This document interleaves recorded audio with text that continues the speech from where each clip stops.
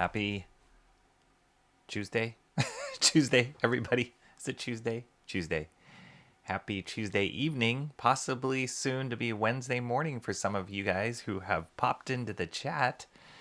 But yeah, we are doing I don't want to call it a midnight master study, but a late night master study maybe is a better term for what we are going to be doing tonight. Just because Monday came and went, and I wasn't able to get to the point where I was ready to start inking this thing. Usually Mondays I like to start inking, but I definitely was able to finish the pencils on this. And then today I went to the copy store, scanned it in, did the leveling on it, all the blue lines. I'll show you guys in a second. And it's ready to go. This page is just screaming at me to start inking. So tomorrow obviously is Wednesday, and there's a lot of comics to talk about on Wednesday. I just saw that there are quite a few books coming out tomorrow, which I'm pretty excited about. So that'll take up tomorrow. And then, as always, is the juggling act between doing a master study, doing Wednesday comics, all the extra things in between, and life. So yeah, I was like, well, let's just start it. Let's start it. Can't hurt. I haven't done a late night stream in a while. Who knows how those goes? But I've got a little bit of energy, got a little bit of tea, and I'm ready to go. I'm raring to go. So here we are on Tuesday evening, soon to be Monday morning. But my name is Rocky Ballesteros. Thank you guys for joining me here on this crazy time to watch YouTube. Maybe not crazy time. Maybe it's a normal time for all of you. Normal time for Comrade Sammy, right, Comrade Sammy? She says I'm streaming late, but you know what? That's just normal. I think it's normal for, there is no late in YouTube land. It's all on time. We're all late. Well, yeah, I guess so. Because what somebody else is late is somebody else's morning. So there is no late. But for you in the East Coast, East-ish coast, maybe it is a little late. What's up, Emo Trash? How are you doing? Emo Trash says she ditched Jason when I saw this. I saw that he was streaming his topicless stream, and I think his streams are more regularly scheduled. Like, he's got more of a schedule than I do. So I did see that, but it started maybe about an hour and a half ago, so I wasn't sure how long it would go. Not that I don't want to step on his toes, but you know what? You just got to stream when you catch the inspiration, when you catch the whim. So I was just going to do it. I thought maybe his stream would be over, but it sounds like it's still going. See my tea? What is this tea? Blood orange rooibos tea. It's not a caffeinated tea. It's an herbal tea, but it tastes quite good in this like winter cup, holiday cup, Christmas cup, whatever you want to call it. But yeah, it's good for tonight. And it sounds like he's not ignoring the chat, as Jason usually does, picking on Jay Ryan. Poor guy. I always love Jason's streams and the other people that are on stream with him. They just have such a fun kind of banter between them. Like, especially Jason and Hockey. Whenever I watch their streams, Beard and Bowler, they always crack me up because the way that they talk to each other is hilarious. And it reminds me a lot of just how I talk to friends sometimes, but it's all in good fun. Emo Trash says, I don't even know how he gets me yapping about my own work. Or maybe I'm secretly conceited. Nah, you're not conceited, Emo Trash. That's what we're all doing. We're all talking about our own work. We're all just kind of verbalizing what's going on internally and at the same time showing it. It's a big conversation. Oh, speaking of which, I know some of you guys, I don't know if Comrade Sammy, because if I'm not mistaken, Comrade Sammy, you are not on Discord, as far as I know. But I did step into the Discord world and accepted one of John's invites into Katie's Discord channel. So I'm in it.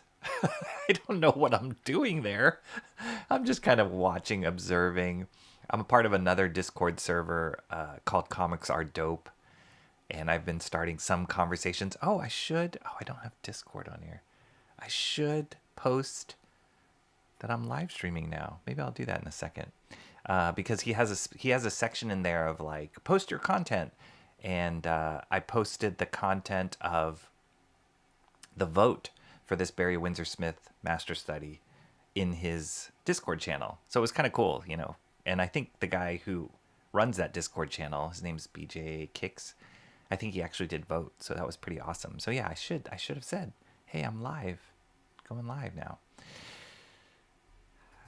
Emo Trash says, since I kicked the one girl out of my life, it ain't like I talk about it much anymore regardless. Oh, was this the girl you were talking about before? The horrible relationship. It's still Tuesday for another 35-ish minutes. Okay, we'll hang on to it. Maybe I will get ink to paper while it's still Tuesday for you.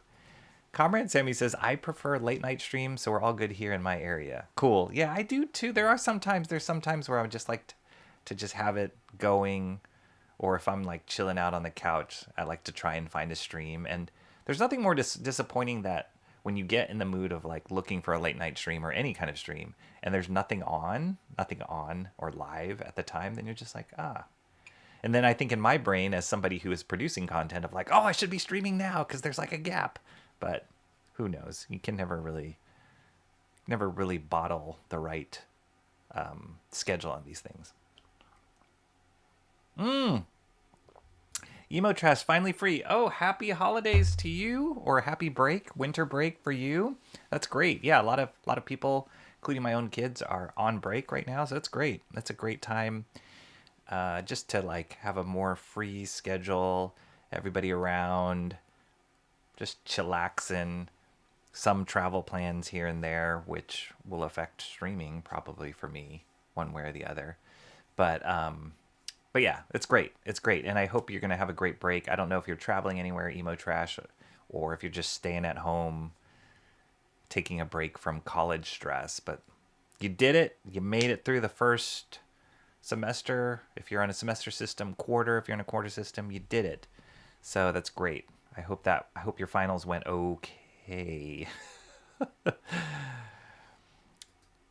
Comrade Sammy is currently trying to learn how to spin a pen with your fingers. Yeah, how do you do that? I don't think I don't do it the way... All right, I'm going to switch. I don't do it really... Yeah, I can't do it. Like, it's not a real spin. It's kind of like a half spin. I don't know. I'm sure there's a million YouTubes. I think my wife can do it. But I don't think I can. Yeah. Bummer. Oh, well, actually, this is a good time to like check out this. Okay, so let's get into it just a little bit here, and I'll keep going with the chat in a second. But this was what we started off with, right? The original page. I guess I can go wider view. The original page, Barry Windsor-Smith. Look at that beauty. Stunning. Stunning. That's the goal at the end of this, to have it something that looks like this. So this is the original Barry Windsor-Smith. Here's where my pencils ended up, which I was pretty proud of how that turned out. One of the things I did, I mean, there's so many details. I actually realized I missed a detail here in the, right here. I missed that detail right there. So I'll have to fill that in during the ink stage. Maybe I'll pencil it. If I don't get to that section, maybe I'll pencil it in later. But one thing I didn't do on my penciled version is all these like chest hairs. Like, that was just too much. I started doing it on the arms, and then I realized, you know what? I'm not matching it identically. I'm just trying to capture what he did here. So why bother doing it on the pencil version?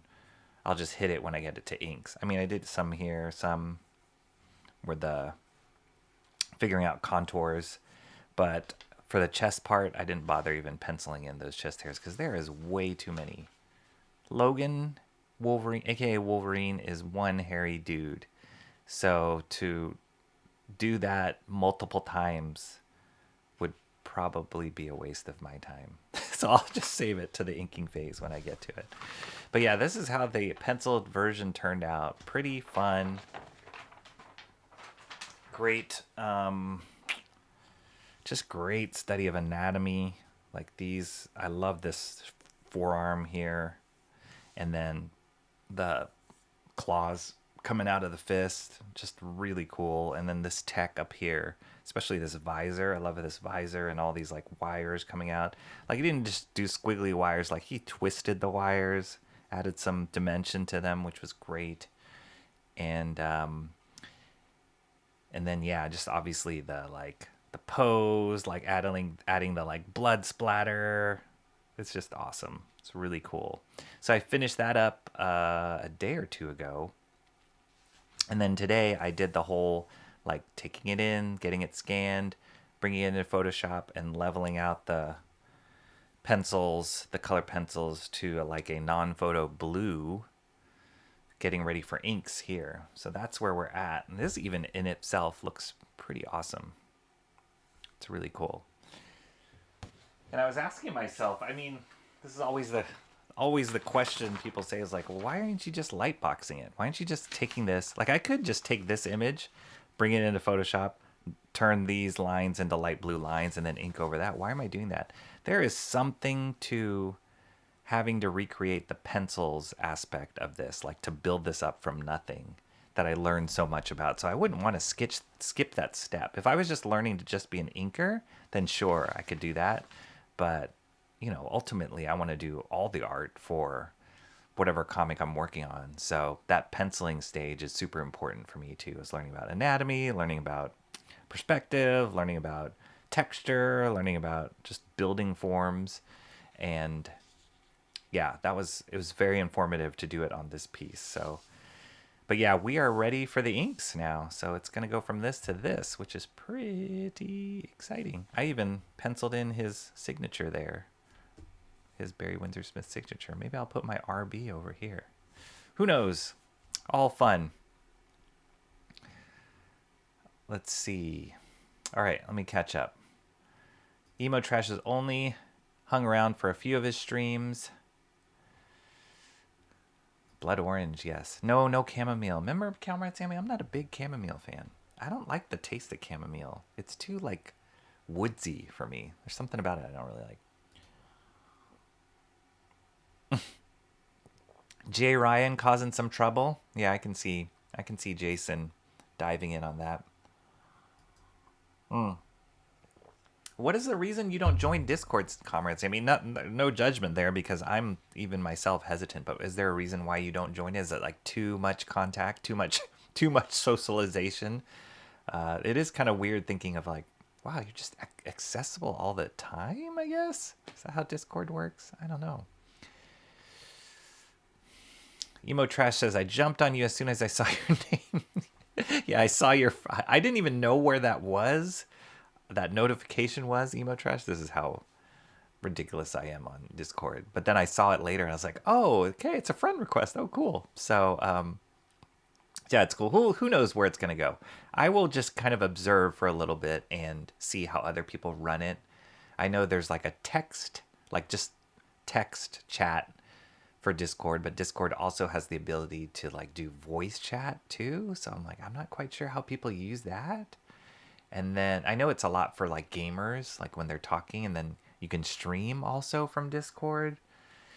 So yeah, it's kind of weird. It's weird. I gotta just observe and see what other people do and see what I like, see what I don't, and then I'll potentially start doing more, start engaging more. But right now I'm just using it like any other communication tool, just trying it out and just seeing what or who I engage with on it. Emo Trash says she was a lesson that's now been thoroughly learned. We're slowly creeping towards a full year since I've last spoken to her or our mutuals. So, yeah, there's one of those that just kind of like one of those friendships or relationships that like they create a little scar tissue on your heart and it's there forever, but you know, it kind of shapes who you are moving forward and the relationships you have moving forward. I can definitely relate to that. Well, you can spin a pen better than I can. That is not saying much, Comrade Sammy, I am sorry. Emo trash isn't going anywhere. Grandparents' house is literally just over the county line. There may be an 8-minute drive away. That's cool. I don't have any family that lives nearby, so yeah, I don't have that option. I always kind of am a little jealous of people who do have family nearby where they can just go and pop in, have a meal. It's not so much pressure on the visit. Like every time I visit my family, which is usually across the country, there's so much pressure of like, you got to make every day count and every moment count and make it meaningful and have all the conversations you need to have and blah, blah, blah. But like if family lived nearer, you would have that. It would be more organic and you can, you know, just kind of have casual, they can be part of your everyday life or at least closer to your everyday life. And I have a lot of friends who do have that nearby, but we don't. So emo trash only really lurks in most discords. I've got most notifications on mute. There we go. I'm mostly in DMs with primarily John and Cranberry. Nice. So yeah, I know John is very active on Discord. I didn't realize Cranberry was, but I saw him also on Katie's Discord. And who else was there? Timmy Mello was there too. So it was cool. It was cool. It was like, the gang's here. Antoine Dennison, what's up, Antoine Dennison? I'm still not sure what the value prop for Discord is besides some AI stuff. Yeah, I mean, a lot of people, like my kid, my son uses it in particular, and he has all sorts of like friends, different servers he's part, and it's like their communication tool. Yeah, I don't know. I don't know what it is. I really don't. It's odd. I just feel like it's just a bunch of like GIFs, and memes and an occasional thread about a conversation. I mean, it's nice to have the threads in there, kind of, but I don't know. Comrade Sammy says, don't worry, by the time I'm done, you'll be a rookie at pen spinning compared to me. The only family I really know is my stepdad's side. Everyone on my mom's side seems to be either out in Timbuktu or have simply fallen off the face of the earth to us. Well, you gotta take it where you got it for your family. So as I was looking at this page, great to see all you guys here. Thank you for being here. Hit that like if you can, if you don't mind. So as I was looking at this page, I think I'm going to use the pen, speaking of like spinning, the pen to ink this visor part at least, because the lines are pretty uniform and pretty thin. And I feel like if I tried using a brush on there, I might run into more problems than not. And it's just it's kind of like a technical, mechanical item. So I feel like a pen would work really well on this. I will probably use a pen in some other areas as well, but predominantly I think I do want to use the brush for this piece. Possibly the nib when it comes to like hatching and maybe the hairs on his arm and his chest and the cross hatching stuff. But yeah, so I think today I'm going to just start off with the pen on this visor and then start working on the bigger shapes with the brush, because I haven't inked with a brush in a long time. Since the Eisner page, I haven't inked with a brush, and I've missed it a lot. I really loved inking with a nib on the Mobius page, and it worked beautifully for that. You guys can watch that streams. I know you guys have seen those streams already, but for people who haven't, they can watch those streams, all the Mobius Master Study streams. And that was really an exploration in using the nib. So I do like all of the tools. There's not one tool I'm like, I don't think I'll ever use that one again. Like I really do like all of the tools, and they all have different purposes, at least for me, different case uses for them.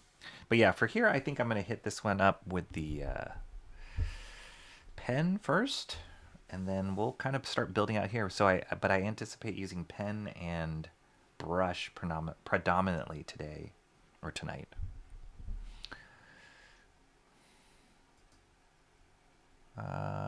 Emo Trash says Discord is mostly a kind of elaborate group chat. Yeah, that's what it feels like. Antoine Dennison says, I think the appeal is that people's parents aren't using Discord. Facebook was cool until they opened the floodgates. Maybe. I mean, a lot of the things, most of the Facebook interaction I have now is less with my friends and more with groups, like affinity groups. Like I'm part of a Wildstorm Facebook group. I'm part of a Michael Golden Facebook group. There's, yeah. So most of them, like set designers Facebook groups, so random. But yeah, most of them are just like affinity groups as opposed to people. Occasionally, I mean, Facebook's really great about birthdays. That's the one reason I keep around Facebook. But then, but yeah, it's become more of like a parent, older generation thing. Even Instagram is kind of feels like it's a little bit older now. Most people are like TikTok and Discord. All right, here we go. Oh, wait. Oh, late stream. What's up, Art and Times of J. Ryan? We were just talking about you. It's actually a really good sculpt. Heard you were causing trouble on Jason's stream. What was going on there, dude? As usual, causing trouble.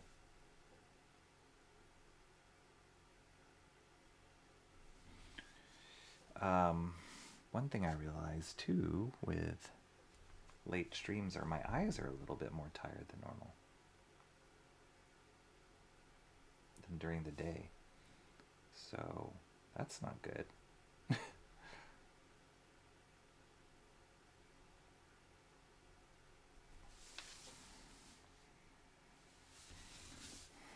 That was like the wobbliest line I could have ever done.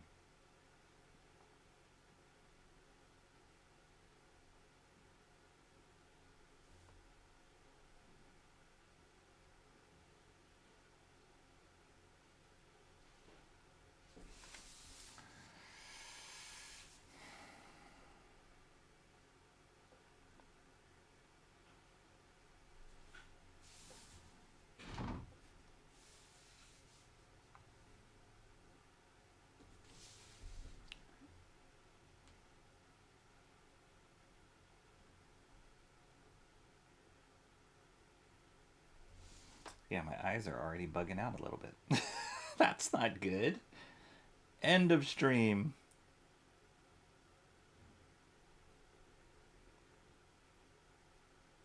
Oh, I gotta get into the rhythm here. And it'll be good.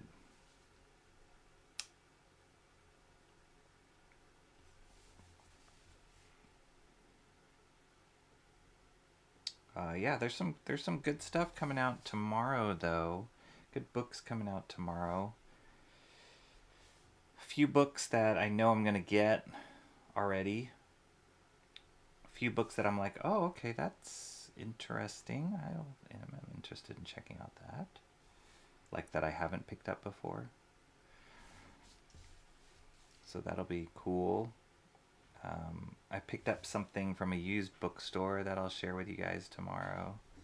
That's pretty fun.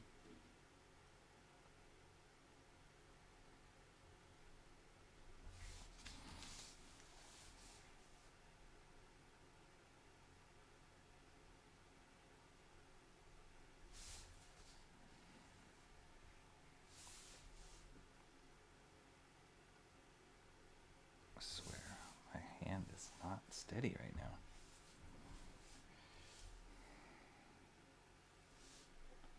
I don't know if it was a good idea to start with pen.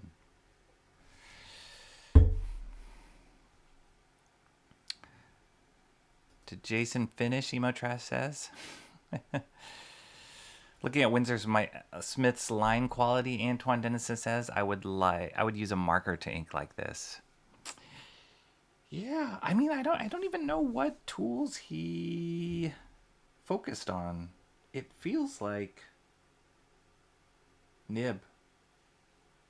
I think he might have used nib for some of this. Definitely here. I can't imagine him using like a pen for here. Yeah, I'm not sure.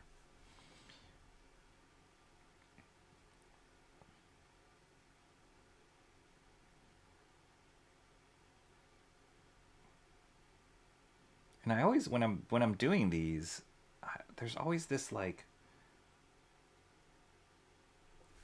I'm trying carefully to like reproduce what I'm seeing, but I always wonder like with the strokes or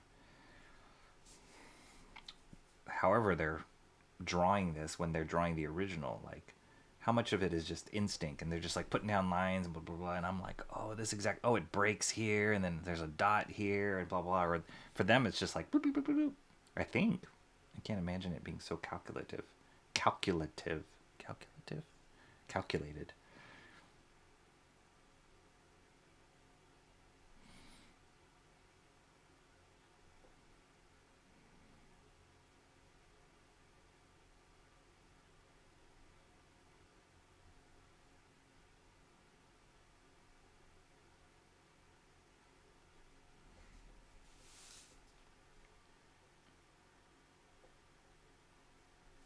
Oh, and just was it yesterday or today? We hit 450, guys. 450 subscribers.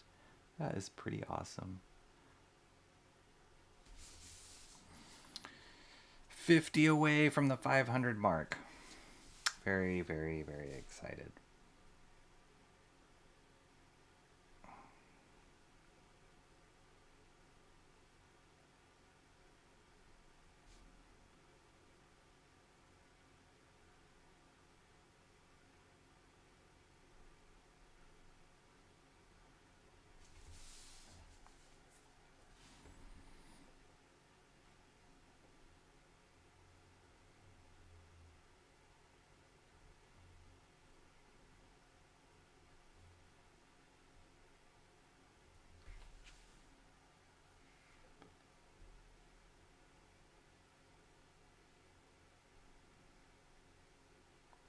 So right now I'm using a 0.3 Pitt Artist Pen, Faber-Castell Pitt Artist Pen 0.3, which they call the small. There is a smaller one than this in my collection as a 0.1, but I rarely use that one. That one's for like teeny tiny marks. Facebook is the worst. Art and Times J. Ryan says Facebook groups are okay, but folks are really quick to kick you out. So far, I haven't said anything that has caused me to be kicked out. So that's good. I do really like the a big reason why I joined the Wildstorm Facebook group was because they, as a group, have published some like artist editions, which have been pretty awesome. That's where I found the Nick Manavat artist edition. I ordered it off of that group, so it's pretty cool that they can, fans could. And granted, there are people in that group who knew Nick and either were affiliated with Wildstorm or had connections to Wildstorm, so they were able to get their hands on the material. So that's kind of cool when those groups have, like, I know, there's another group that I'm part of is the Rob Liefeld, like one of the Rob Liefeld fan groups, and he pops in there every now and then and either talks about stuff he's working on, or he's really big on this app. I don't know if you guys have heard of this app, Whatnot, which that's another one I'm like, oh, that's pretty interesting. And Whatnot is kind of like, if you don't know about it, it's kind of like eBay meets YouTube live streaming. So people are like selling stuff on Whatnot, and Rob Liefeld is on there quite a bit, selling exclusives and signed stuff. And so when he does that, he like pops into the Facebook group and says, oh, I'm selling this on Whatnot.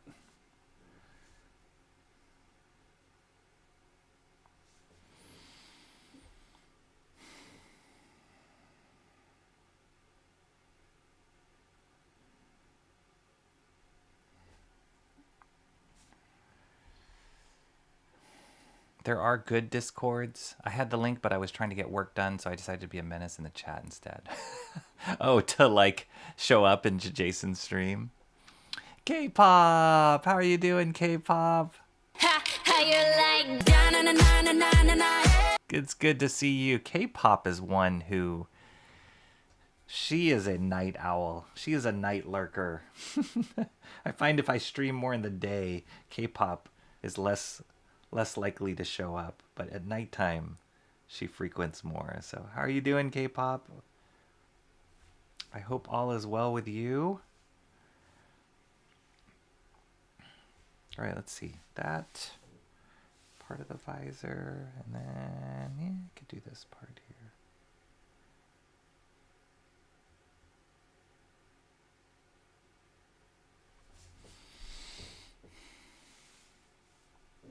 I don't want to get too, I mean, I could ink this whole thing with pens, but I don't want to get too carried away in that. I really want to get, inking something with pens is not as, all pens is not as satisfying to me as it would be with a brush.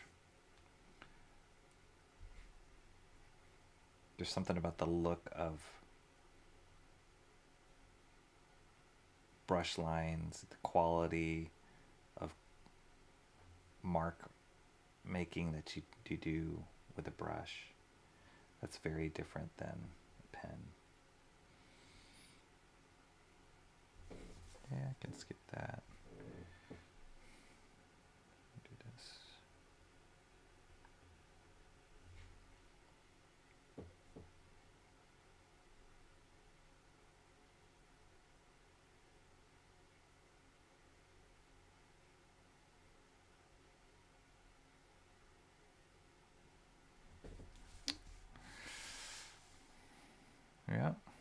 Yep. Yep.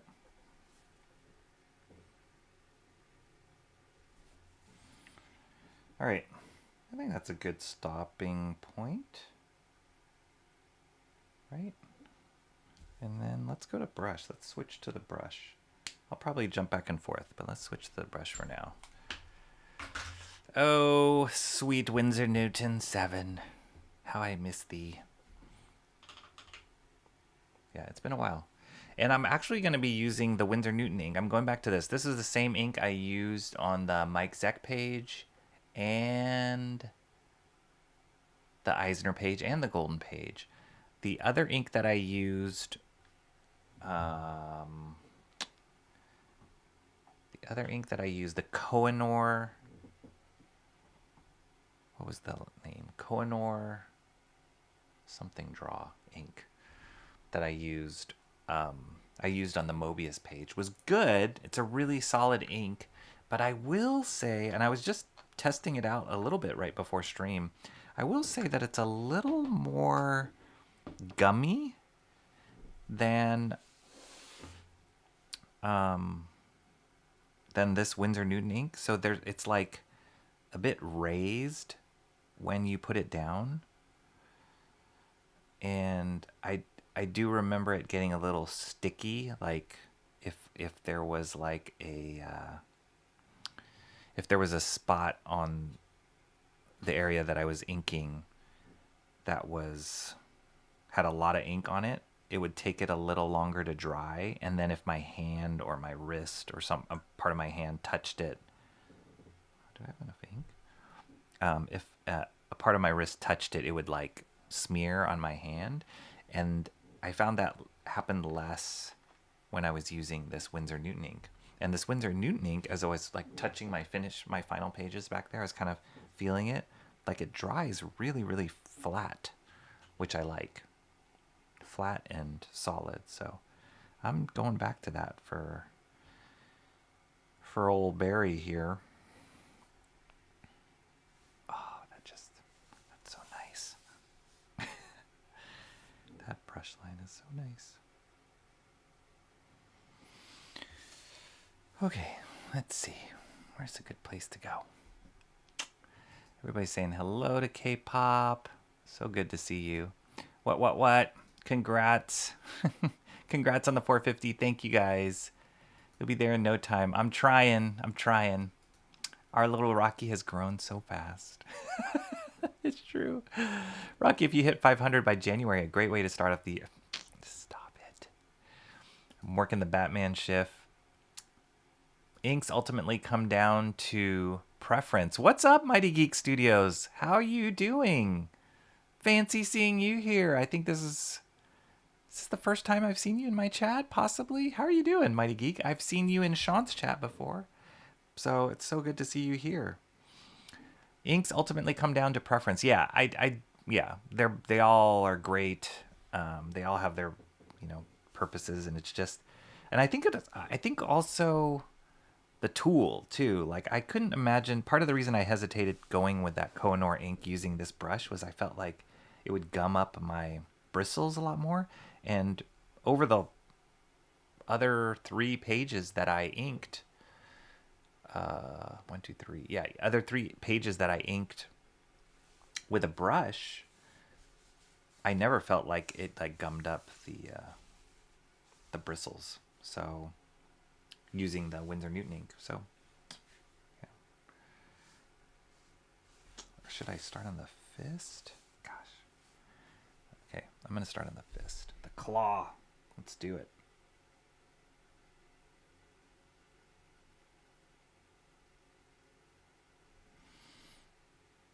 Actually, I remember I should probably do, because the brush is so clean right now, I should probably do the stuff that needs a finer line, cleaner line.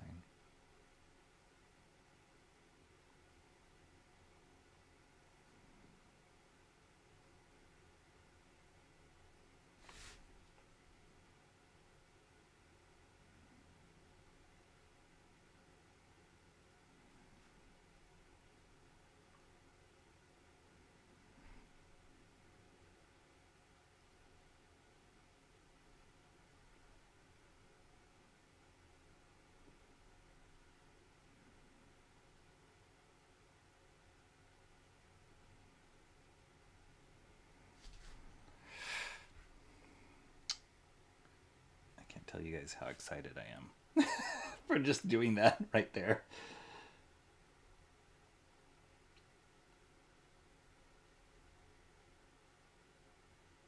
Although I don't feel like my hand is the steadiest right now.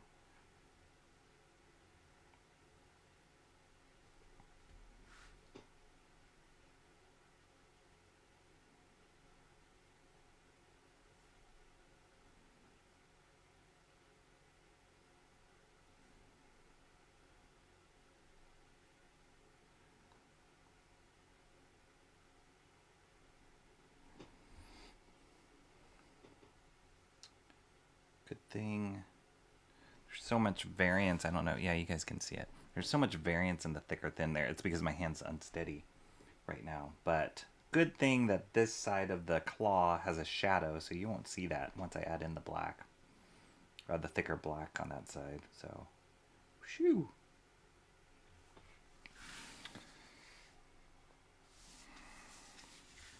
There will be some white out. I can already tell. But it's okay, it's okay. It's getting warmed up here.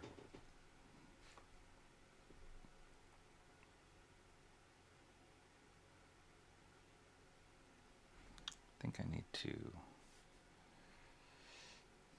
breathe. That would be good.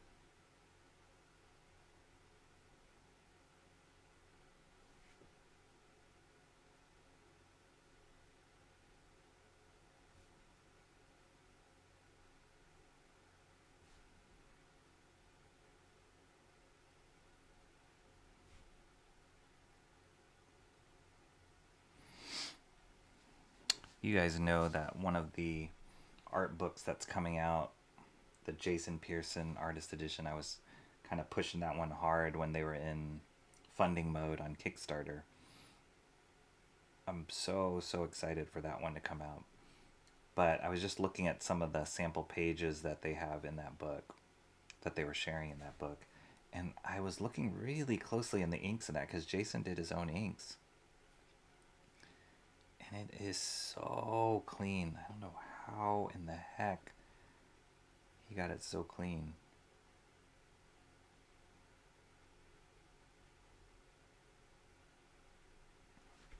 And same with one of his studio mates, Carl Story, who's an incredible inker. Actually, I haven't seen what Carl Story... I don't even know if Carl Story is inking anything right now regularly. He used to ink a lot.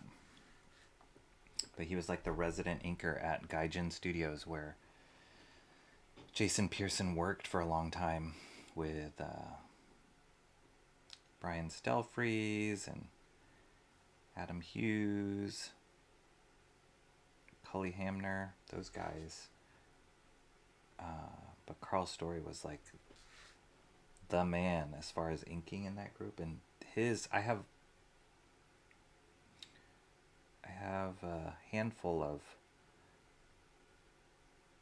original pages from a Jason Pearson X-Men story that he illustrated, called Monstrous, and Carl Story was the inker on that. And I look at those so closely and I'm like, it looks like a robot inked this. It's unbelievable, the control and the clean line. And Carl Story was a brush inker, is a brush inker. And I'm assuming Jason was too.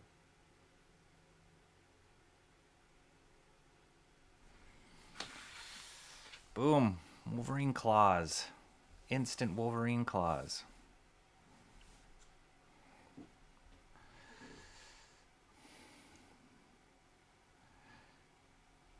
Mighty Geek Studios doing well. Art and Times J. Ryan uses Speedball or Martins. Both have been fine. Okay, I'll have to try those out. Higgins Black Magic, I have heard of that and have used that before.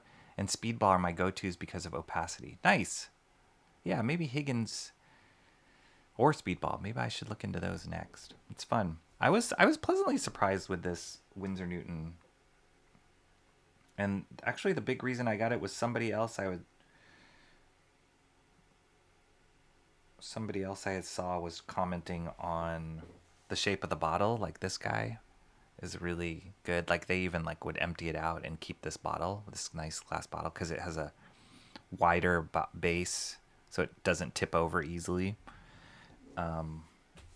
And so that's the big reason why I got that one. But I was like, well, I got to use the ink because I don't want to waste it. And I've been pleasantly surprised. Oh dear, just smeared. Where did that come from? Careful.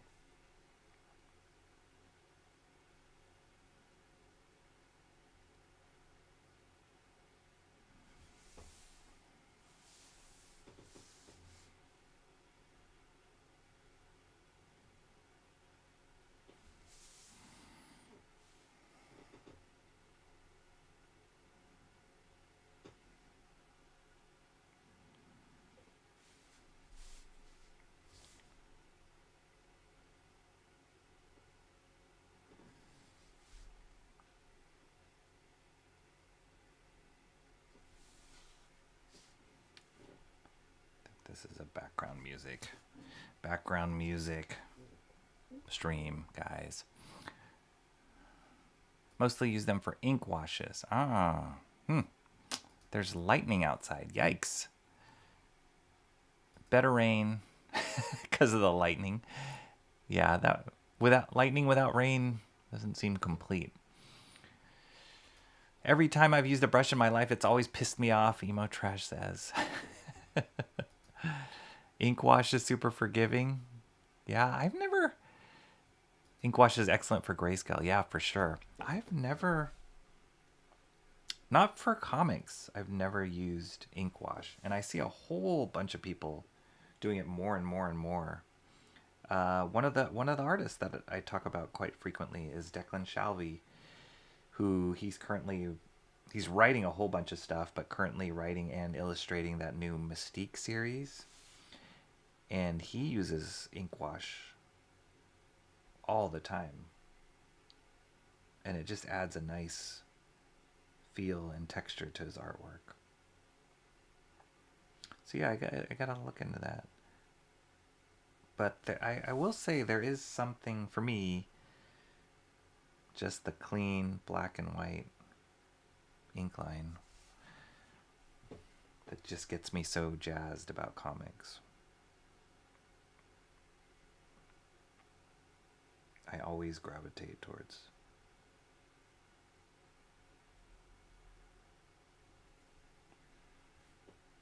it.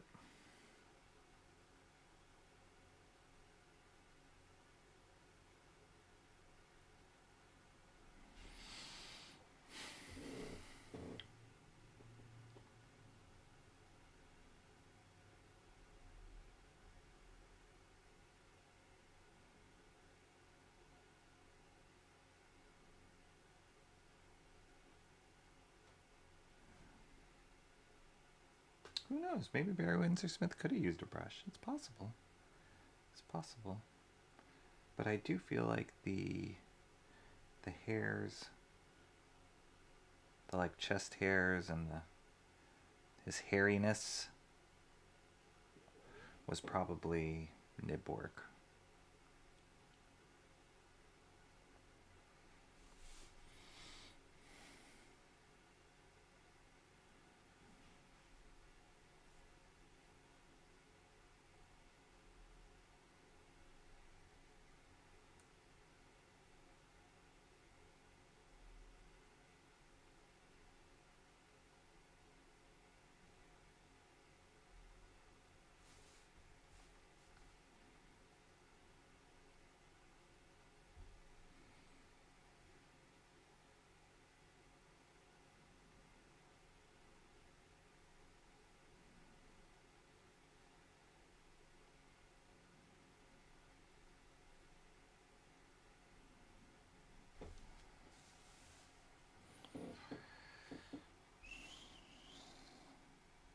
Ink wash, yes.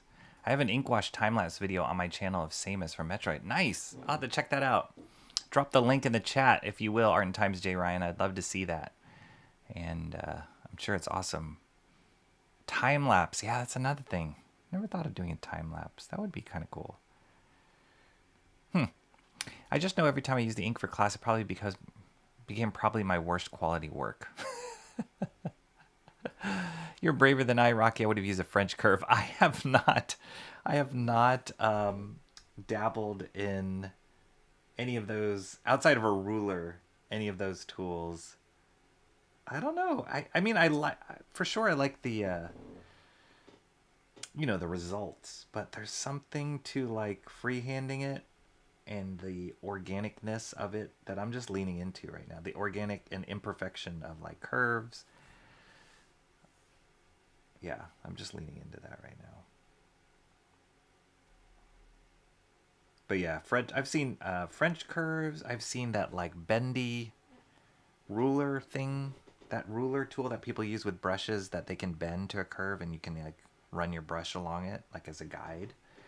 That's kind of cool. Might be worth investing in. I don't know what's the official term. Bendy ruler.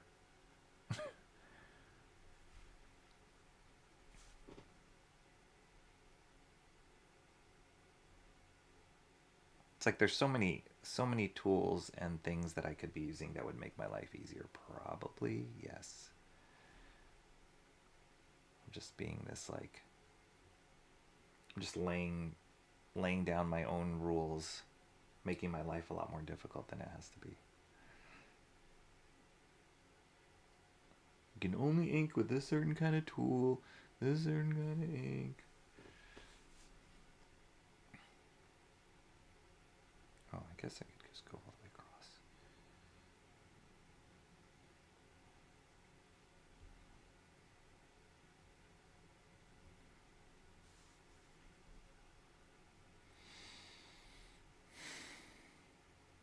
This is the middle claw. Here's the dude.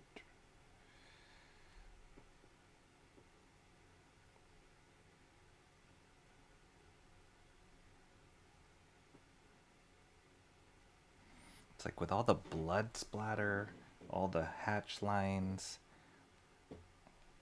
It took me a bit to like parse out like the anatomy structure and like these knuckles or like his hand here, because there's so much details added on top of it, like these blood splatters and stuff. They like break up the form sometimes, so I had to like look at it and go, oh, is that a, because there's no color, right, to tell me what is and isn't the structure.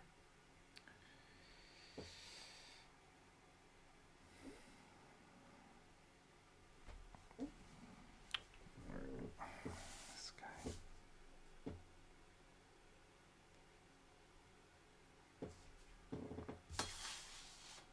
I keep saying I need to WD-40 this chair I'm sitting on. It is so dang creaky.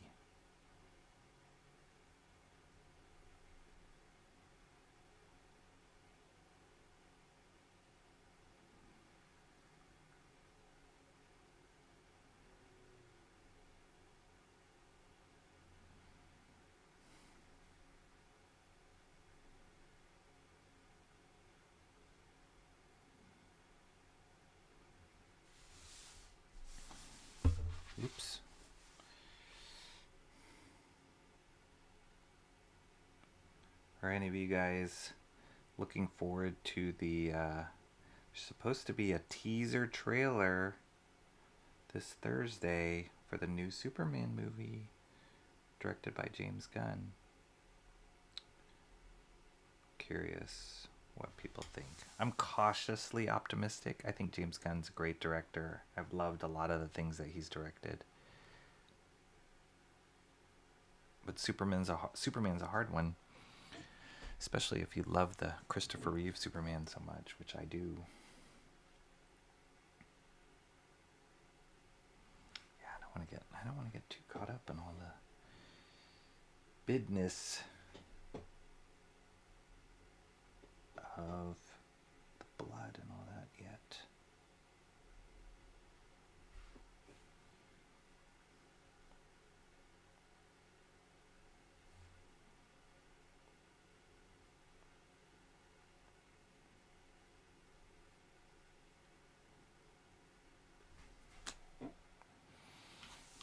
I'm sorry, guys. Like pushed far over left. NTM Comics is here. What's up? How are you doing? It's amazing things you can do with a ruler and a brush. Absolutely. Been using Sharpies for inking. Wow. That's almost scarier to me than using a brush, using Sharpies. And you can definitely get high on those. Hi, Noah. That's dope, Jay. I got to check that out. I want to test out my India inks. Yeah. All right, here's the ink video, everybody. The ink wash video. We will check that out. Thank you, Jay Ryan.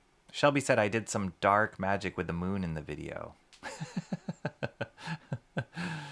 You can ink with a black colored pencil. Isn't that technically penciling?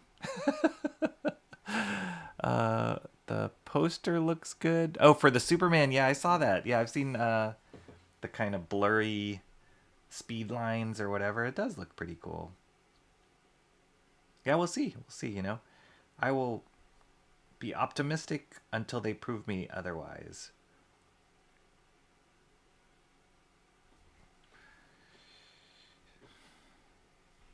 But if there's one thing that James Gunn has done is he's like, you know, he's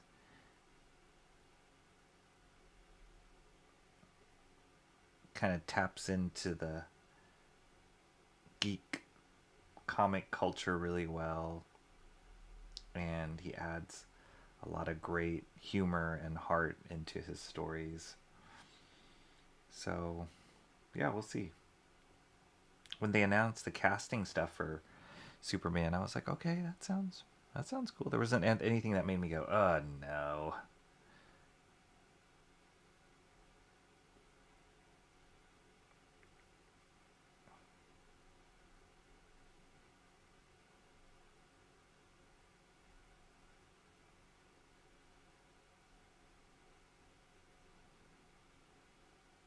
There is a new documentary that came out too that's about Christopher Reeve. I just saw the trailer for it. I haven't had time to sit down and watch it, but I'm really excited to see that one.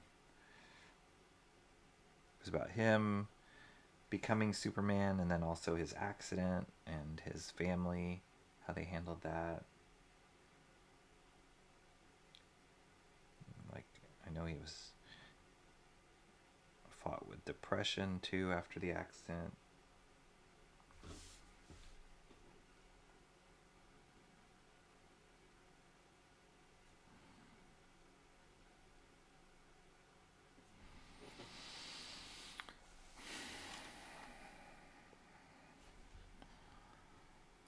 I hadn't heard anything about any such movie.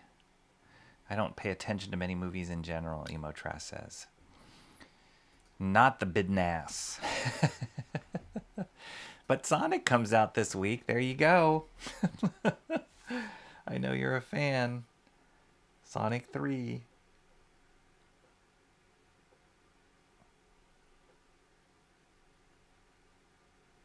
Oh, I will say, for those of you who are wondering, probably not, but I did see the Wicked movie. I don't know if this is the right crowd.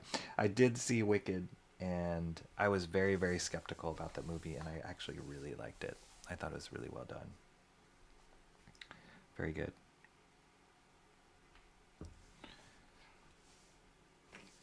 So, I am. I wasn't. I wasn't a big fan of the casting on that movie, because I'm a huge fan of the musical itself. So I was just like, that doesn't work for me. But it was really well done.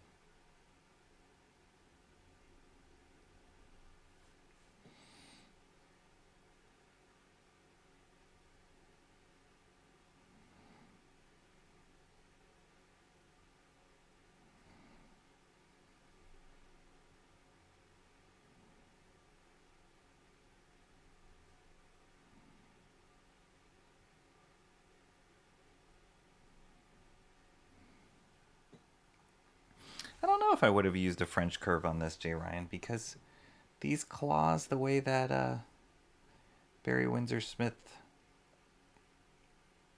handled these claws,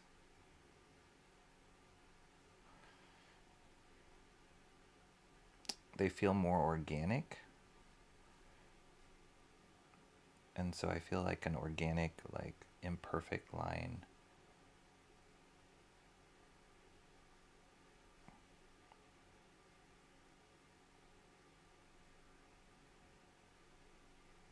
works better for that. Yeah.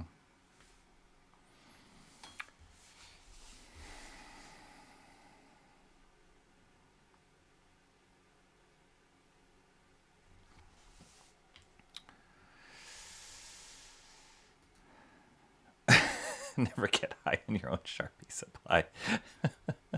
It's very good. Seems to be another one of those nights I can figure out how to draw. I can figure out how to draw annoying. What's up, Diesel? Okay, wait, I'm gonna lower the volume of this a little bit, because I know last time it came across as loud. What's up, Diesel? How are you doing, my man? Good to see you. I didn't know you were up on these late streams. But I think you're on the West Coast, right, Diesel? Did I remember that correctly?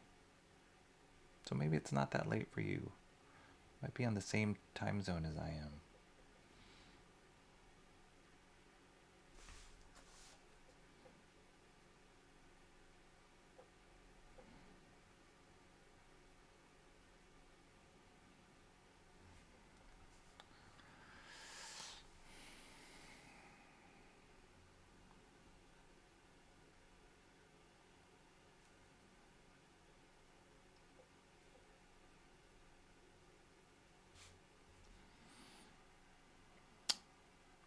I will be honest with you guys. I do feel a little rusty here with the brush.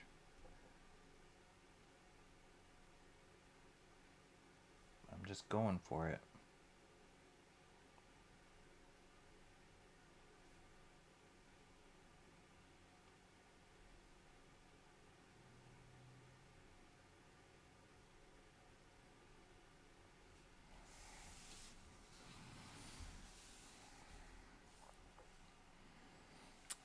Right. 2 down on that left hand. 1 more to go. We can get into this fists, finishing up the fists here. I'm willing to give Wicked a shot. Snow White, however, no, I'm not. Yeah, I'm not gonna watch Snow White at all. Anything that is a recreating, any live action movie that is recreating animation for me is a no go. Like I haven't seen any of those live action recreations, like Lion King or Aladdin or Little Mermaid, Beauty and the Beast. I just saw an advertisement for How to Train Your Dragon. I'm like, why? Why are we doing that live action? Like they're doing it almost like shot for shot recreation. I'm like, why?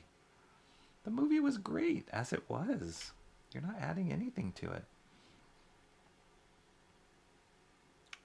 So yeah, I have not and will not be watching any of those. Even if it wasn't so political, the Snow White stuff. I wasn't gonna watch it.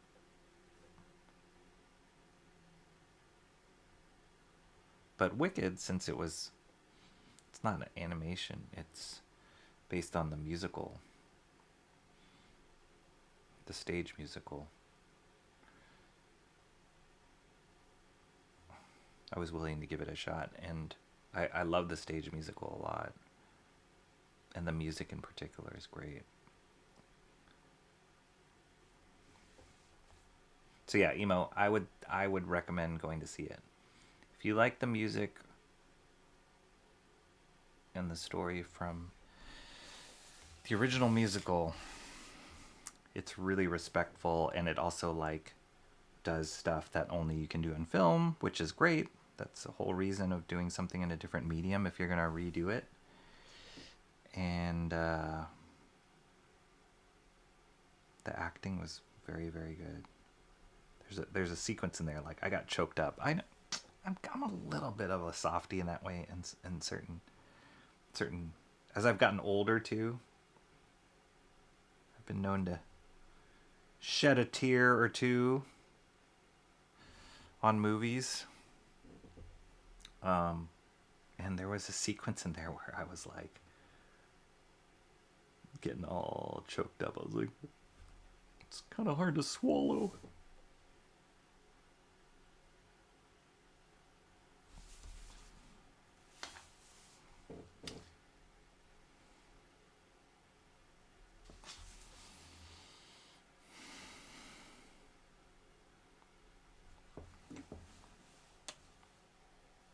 Thing I like about this Winsor Newton ink too is it dries pretty fast, so I never worry about smearing. Famous last words, but I never worry about smearing as much. That's badass. Thank you so much, Diesel. Thank you so much. I appreciate that. Everyone's doing well. Most stage musicals don't translate well to. I agree, Mighty Geek Studios. Very, very few and far between. There's something about. Excuse me. There's something about the magic of the stage and how much the audience participation to that is part of the experience, be it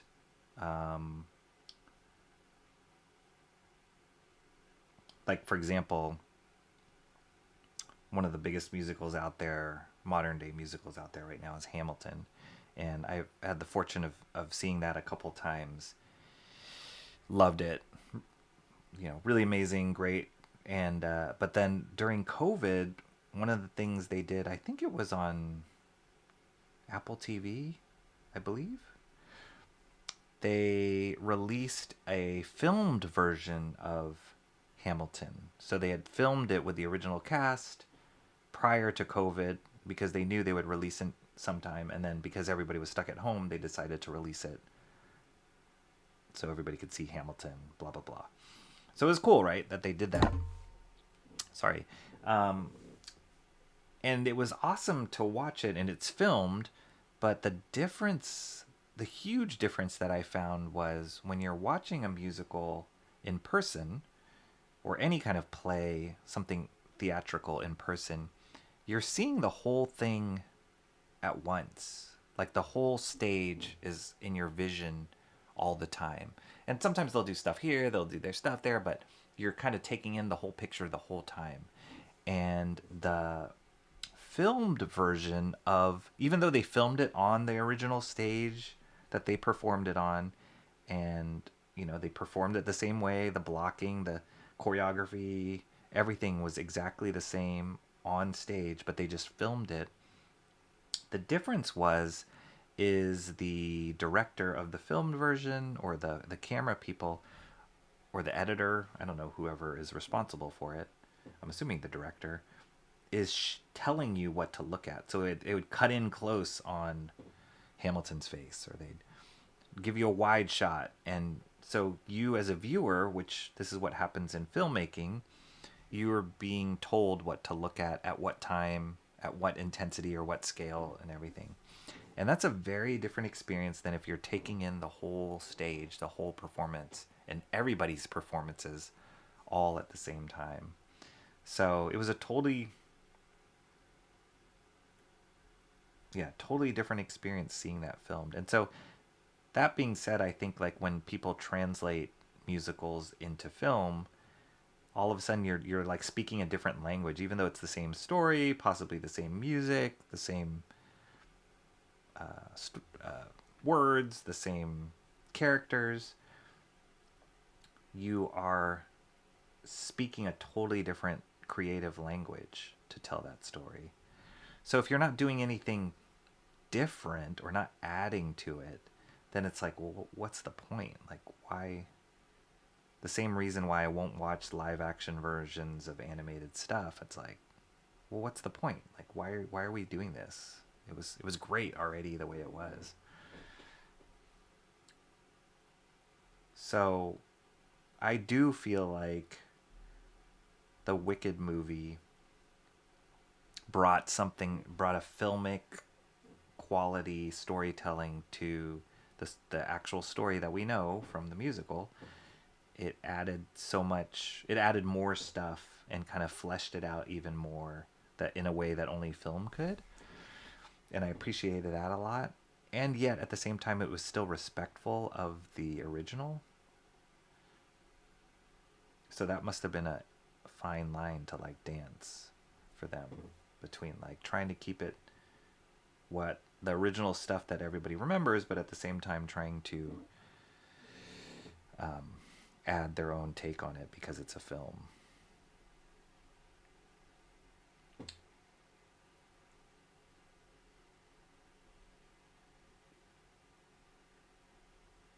But I felt like, because I don't know if you I don't know why I'm talking about this so much, but whoever's gonna see it, hopefully this isn't a spoiler, but they're breaking it up into two movies, so it's not the full musical in one movie.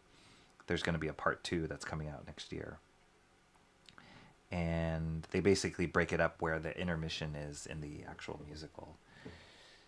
But because they did that, because they spread it out over the course of 2 movies, it's like they're able to let certain scenes breathe a lot more, and like give some time to moments that are faster in the stage musical. So that's kind of cool, and those moments like were really good moments in my opinion, so it was worth it.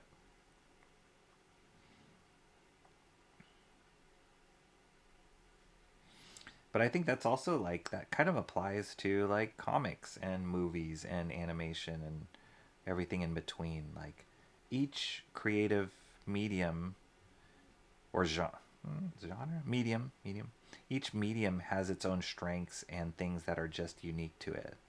And I've talked about this before on stream. Like the stuff that you can do in comics, that you can only do in comics, is the stuff that I love and appreciate so much.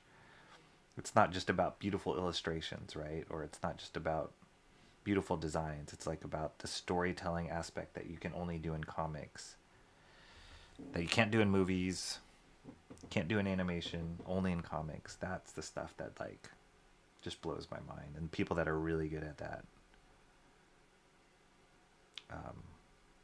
Yeah. Like I don't see comics as just a vehicle to get my idea out there and turned into a feature film. No, it's like comics exist, or the beauty of comics is like stays within the comic world.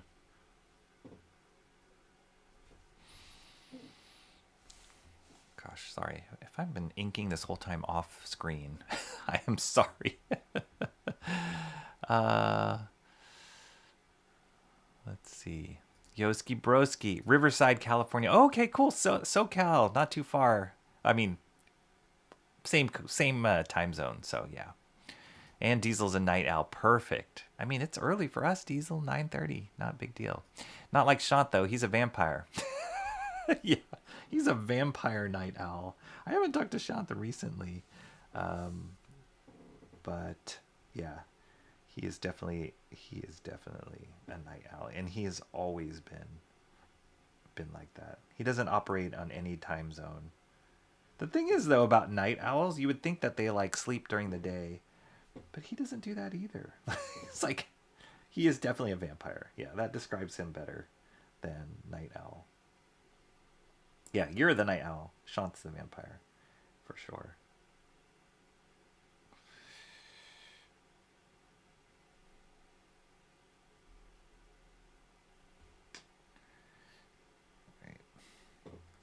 these like blood drips and lines. A little confusing.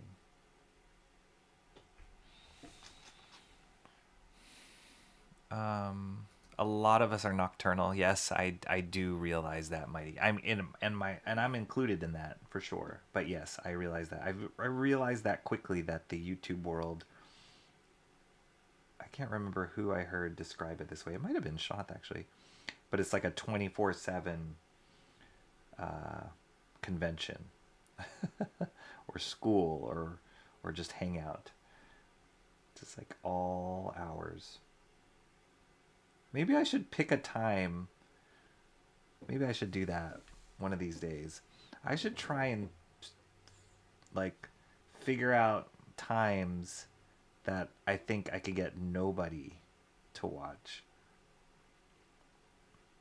I mean, that sounds a lot. That sounds really cocky.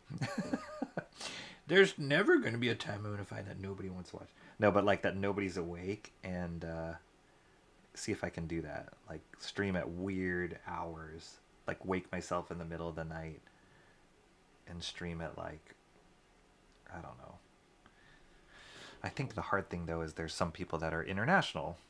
So then that might be their regular time to stream. So yeah. I don't know what the purpose of doing that would be. But I'm just curious, like, can you find that Bermuda Triangle of time where nobody is around?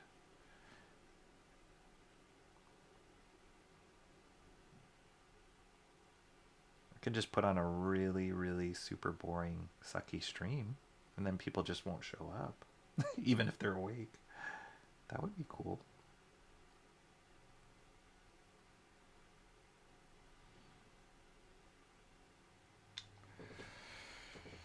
Boom, doot, doot. Just trying to see. I'm tracking my shapes here properly. I think this is more black here. Saw a great interview recently between Mike Barron and Mark Miller on Mark Miller's channel. It's Miller Time stream, or I don't think it's a stream. Videocast that he does where he interviews different comics creators, and he interviewed Mike Barron. It was awesome. He was like, it was really cool because they're both writers and they both written some great stuff, and they're seasoned veterans in the comic book industry. It was just kind of cool to hear their stories and hear them compare stories, and even like story structure things they talked about. So it's the latest video that Mark Miller's put up. If you guys don't are not subscribed to his channel, I'd recommend it, because he's got so much access to industry professionals, and he's got a pretty objective opinion on things. Half of the interviews are people are like saying, what did you say? Because his Scottish accent is so strong. They're like, sorry, can you repeat that?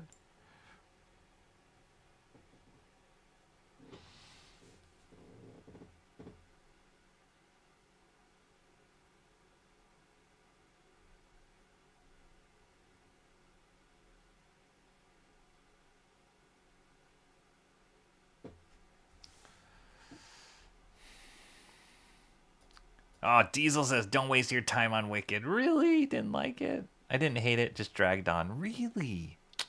Diesel. They need to leave How to Train Your Dragon the hell. I agree. I don't know why they would do that. It's like, and even the trailer is like this shot for shot remake of the sequence where Hiccup meets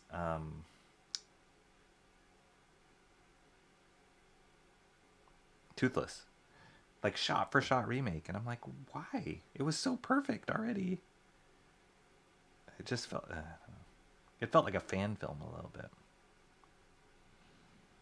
like a fan recreation. I vaguely remember watching the Beauty and the Beast remake, though I also remember that it was a movie they put on during class back in middle school right before winter break. Yeah, Rocky, you'd be a good voiceover. Wow. Thanks, Diesel. Thank you so much. I have heard. I was on a Bancroft stream. I'm not on his stream, but in his chat, Michael Bancroft's chat, the other day, and he was being really nice. He was saying like, "Oh yeah, Rocky, hey, how's it going?" And he was talking about a channel, and he was like, "Yeah, he's really chill, and he's got a soothing voice." I told him I'm gonna rename my stream to be the Dulcet Tones. But thank you, Diesel. That would be fun to be. It's not easy to be a voice actor. I've had to do some voice acting stuff for like on some animated projects where I would do like scratch track. Right, it's like before you work with a voice actor, you got to record the audio just so you have stuff to like draw to or like animate to as placeholder, and you're not working with a professional, so you'd have to record scratch track. And even the point where you're like recording some of the scratch track in like sound booth, a professional sound booth, and it is not like people that can do it really well. Like it's such a talent. It's a hard thing to do because you feel like you're in a vacuum a little bit because it's all soundproofed, and then you got your headphones on, and the director on the other side of the window can communicate to you by like turning on a button where you can hear their audio, but the whole time they're silent. They don't want to like distract you while you're recording, and you feel like you're in a black hole by yourself. And the usual practice is like, you'll record it a certain line several times, so like 3 times say, and you'll do it different 3 different ways or 3 different, and it's like it's really hard. It's very, very challenging, and everybody hates the sound of their own voice, so that's also like not being self-conscious about that, let alone like trying to do a funny voice or like a character voice. Yeah, it's really hard. So I have a lot of admiration for voice actors, and especially voice actors that are very, very good. Um,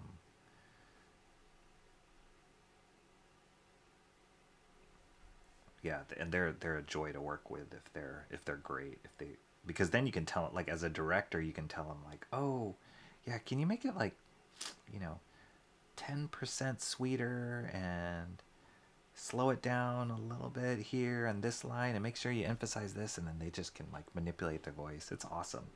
That was one of my favorite parts of like directing jobs or being on jobs, was working with voice actors, because it's really fun. They really bring it to life.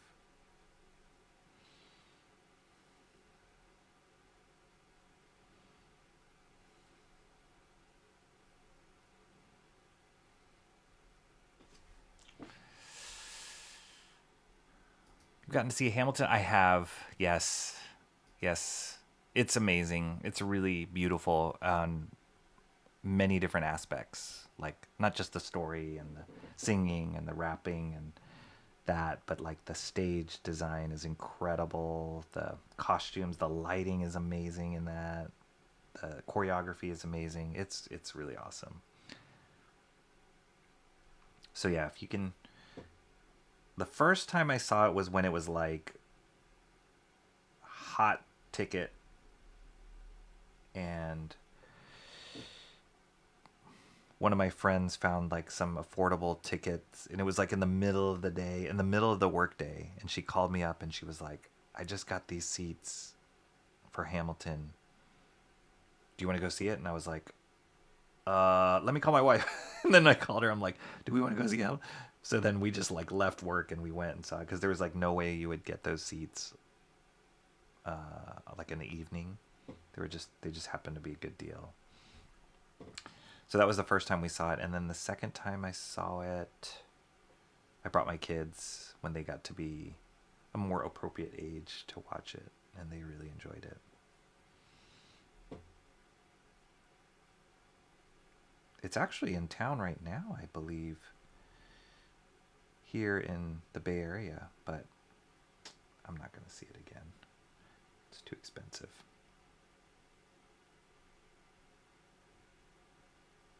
But it's worth it if you can save up emo trash and find a way of watching it. It's really worth it. It's a great one. It's a good one. Awesome One is here. Yes! That's awesome! Merry Christmas, awesome One, to you too. Merry Crisis. Cranberry Langers is here. What's up, Cranberry? This is a cranberry full of power. Good to see you here. Everybody coming on in. You guys are up for a late night stream. All right. We're giving it to you. And my AirPods have given up on me. Oh my gosh. Very much alive. My AirPods, on the other hand, well, not so much. I guess you're just going to have to use the built-in speaker. I'll be hopping out in line 5 to 10 minutes. Or like going to bed in 5 to 10 minutes. I have to brush my teeth, do some studies, see then bed. Oh, okay, gotcha. All right, no problem. Thank you for coming in here. Hit that like if you don't mind. I'd appreciate it. But love seeing you here, Cranberry. Keep those teeth healthy. Merry Christmas. Shanth operates on his own time zone. He does. The Shanth zone. It's not on Earth. I agree. I just never wanted tomorrow to come being bullied. I just never wanted tomorrow to come being bullied as a kid and all, so I just stayed up late. That is really sad. That is a sad story of someone.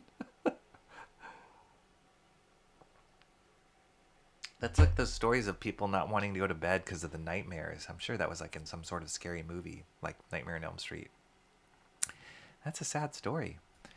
Edie Sedgwick is here. Edie, hi all from NYC. Nice to meet you, Edie Sedgwick. Did I pronounce that right? Edie Sedgwick. Good to meet you here. Thank you for coming. Thank you for showing up. And hello to NYC. Love NYC. Must be cold there right now. Last time I saw, I've been meaning to. I love visiting New York. I love it. It's one of my favorite places to visit. But I just not experienced it, but just saw it on TV. One of the things I do, like on Thanksgiving, during Thanksgiving break, is watch the Macy's Day Parade, and that has such a dear place in my heart, because there was one Thanksgiving when I was in college in Rhode Island that instead of going home, I went and visited my friend who was living in New York, and we had this crazy idea to go to the Macy's Day Parade, and so we had to wake up at like 4 a.m. and trek out in the cold rain. But we got this spot that was like, it wasn't on camera, but it was kind of off to the side of camera, like where they perform right in front of Macy's. And we were freezing our butts off because we were just there waiting the whole time for the parade to actually start. But we got to see some of the stars like walk by and walk into their trailers. We got to see the dancers and the performers like turn it on for the camera when the camera was on, and then when it was off they were like freezing and they would like putting on their like warm clothes. But this particular friend that I was with, we just had a blast, and it was such a memory to do that. So now every time I see the Macy's Day Parade, I tell my kids, I'm like, I was there, like just off camera, we were there. And I always text my friend too whenever it's Thanksgiving. I'm like, I will never forget that we did that. So it was cool. It was kind of a cool memory. But so when I watched again the Macy's Day Parade this year and saw it, and it was raining at some point during that. I was like, man, that is so miserable. But it's also New York. It was really fun. So anyway, it's good to meet you, Edie Sedgwick. I hope we see more of you here. Thank you for coming. Can't get rid of me, Rocky. We've been over this. Yes, I know. I'm not trying to get rid of you, Comrade Sammy. Rocky would stream at a weird time, and regardless of what time it is, Shanth will be there. Well, he hasn't showed up yet. Maybe he is actually sleeping. But if I say that, that kind of threatens something in his being, and he might wake up. So we'll see. I watched that interview too. Poor old Mike didn't understand the Scottish accent too well. Yeah. And Mike Barron's from, is it Kentucky? Was it Kentucky or Kansas? And, or no, Wisconsin. I think he said Wisconsin. But it was just hilarious because he has a kind of his like Midwestern accent as well. And Mark Miller's accent is really strong. And he talks fast too. So it was kind of funny.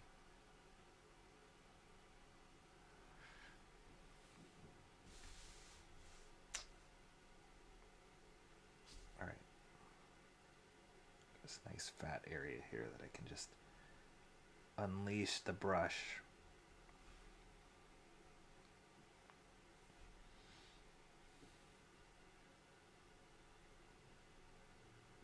Yeah, let's just get some nice thick, thin brush marks here.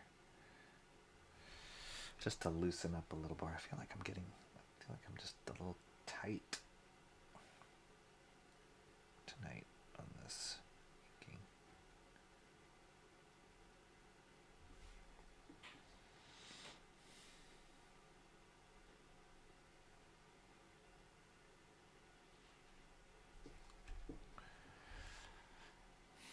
Why does an ad say 75% off? Then you click on the link and it's only 50. Don't click on the link, awesome one. If I went anywhere, it would be lurking in the shadows. The animated films were fine. No need to revisit, even though I love Toothless. I mean, yeah, I just thought he was like perfect in the movie. You know, he's a great character, great animation, great design. And the live, especially Toothless, the live action,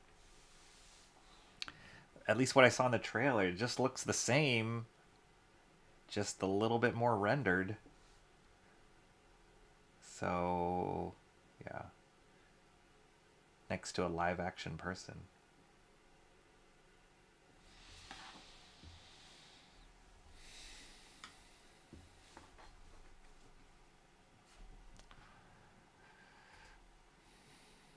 Hi, awesome one. Prep is 50% off, 70% of the items. Antoine Dennison agrees. A very soothing voice. Wow, you guys. Maybe I found a new calling. I could do like, I could read audio comics. How about that? I could read audio comics. Well, you need somebody who could do like voices. There's actually a really successful voice actor right now. His name's Eric Bauza, and he started off in the animation industry. I think he was a designer or something, and if I'm not mistaken, he just recorded voices like as a scratch track kind of thing, and people were like, wow, Eric, you're really good at this. And then he just started doing that more full time, and I bet you he makes tons of money now, way more money than he did as an artist, because he's doing the voice. He's the current voice actor for Bugs Bunny and a lot of the Looney Tunes characters. He does, like, a lot of the main Looney Tune characters he does the voice for. So he's kind of in the voice acting elite now. And yeah, it's awesome. It's like good for him. But maybe one day I'll get a chance to. Maybe I just good EQ on my mic. That's it. I'm a better audio engineer than I am a voice actor.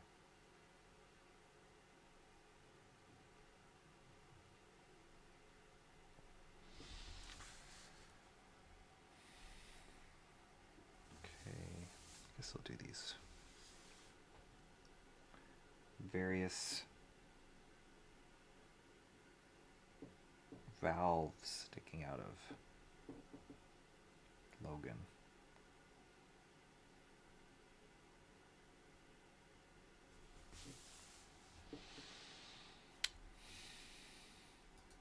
Those hands are rated E for everyone. E for eviscerate, that's right. Even Mariah Carey hates her own voice, and I look at how her voice has made her famous. Really? I couldn't imagine Mariah Carey hating anything about her own self. She seems pretty conceited. Pretty the definition of a diva, I think, of Mariah Carey. But yeah, she's good. She's good. And I knew this, but I think I read it again because it's that holiday season, about the amount of money that she makes off of her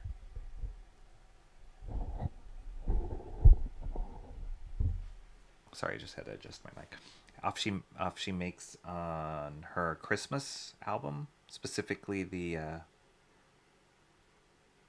All I Want for Christmas. I think she makes more money on that one song than she does on any of her other stuff, any of her other hits, which is crazy.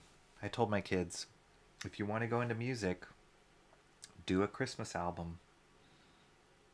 Because if you can get that one hit, man, that could set you for life. Do your own rendition of like whatever Christmas carol, and you could be sitting pretty.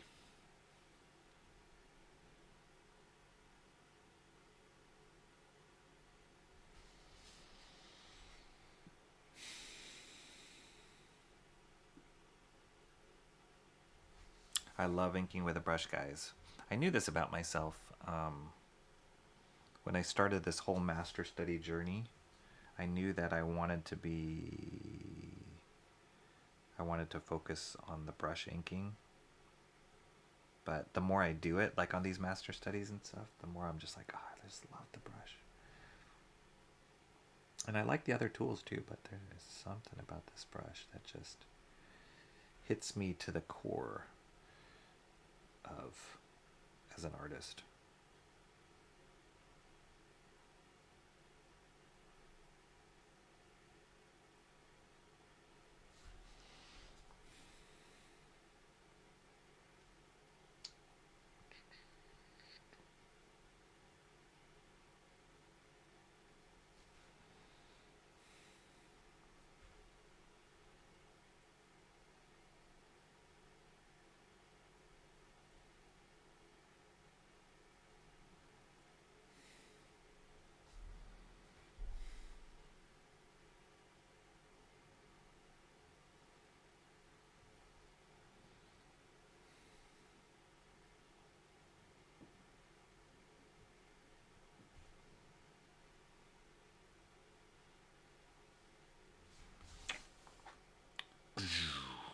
Coming along.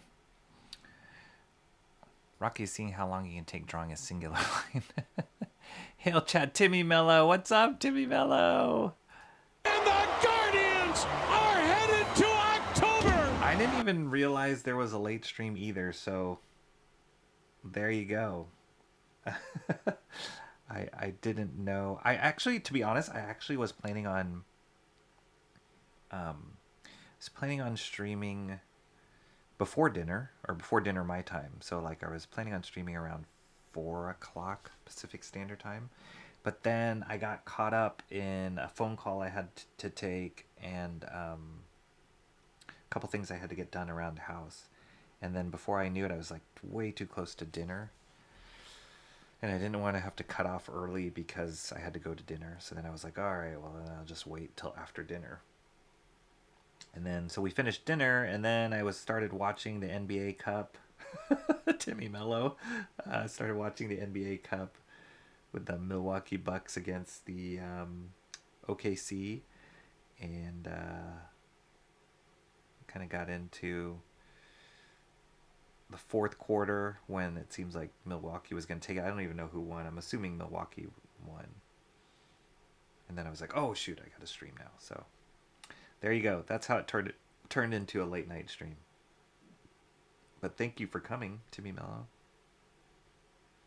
Awesome to see you here.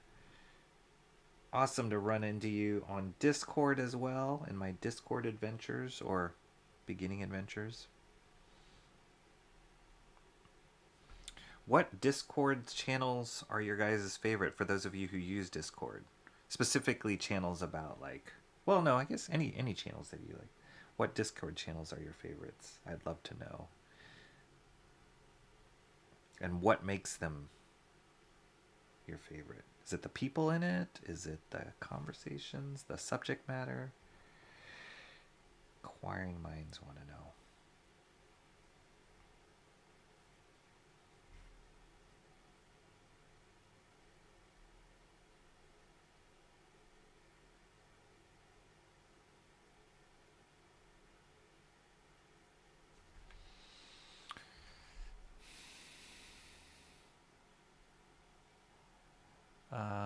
Emo Trash says, I have severe doubts I'll be able to catch it in real life, at least definitely not in the immediate future. For Hamilton, yeah.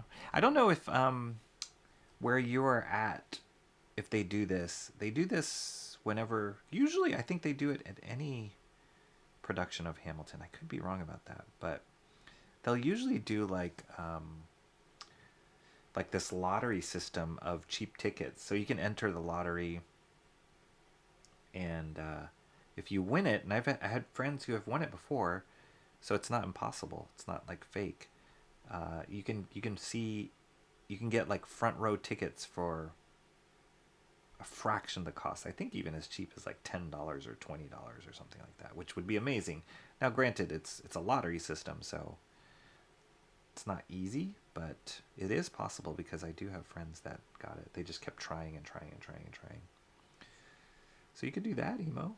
Or you could put it on your Christmas list and drop some hints to your family, your boy, that's what you would love for Christmas.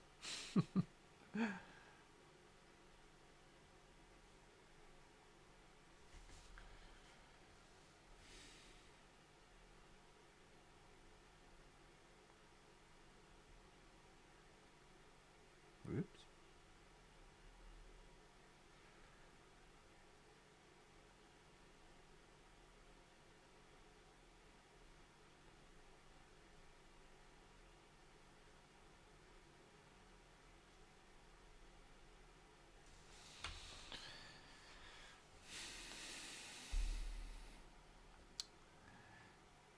This is a great master draw subject. Thank you, awesome one. Yeah, this has been fun. I know you guys, a few of you guys have been saying, oh, you should do like a one pager or like a splash page or a cover page, and I thought that was a great idea. So to actually work on one right now is awesome. And this one in particular, I know we were voting between Frank Miller Wolverine, McFarlane Wolverine, or this one. I'm really glad this one got picked, because I don't think, outside of letting outside people determine the fate of which one I drew, I don't think I would have picked this one if it was just up to me. So it's really awesome to kind of be pushed out of my comfort zone and learn from Mr. Windsor-Smith here.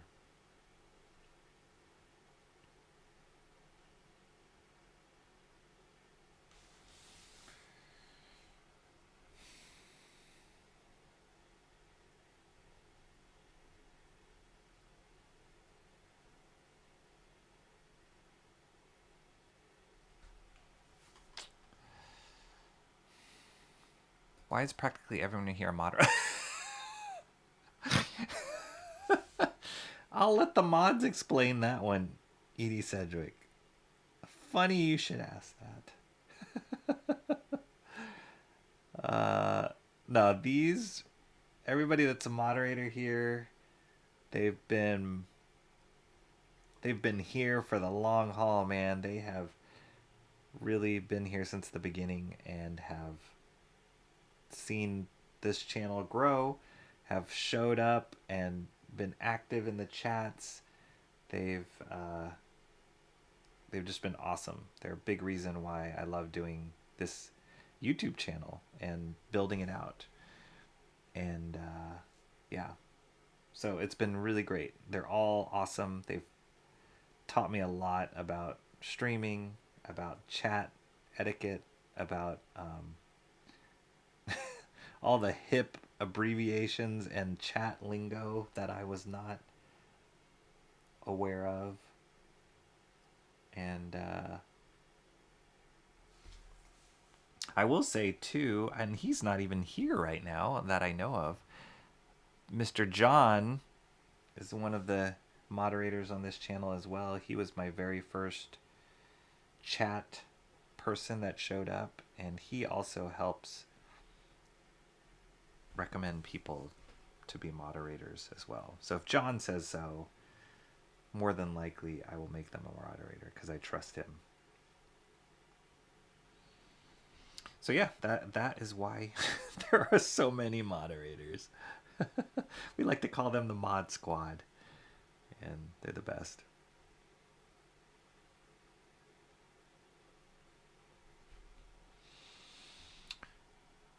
Awesome one. Just finished wrapping my Christmas gifts. Wow, you're on it, man. I am not.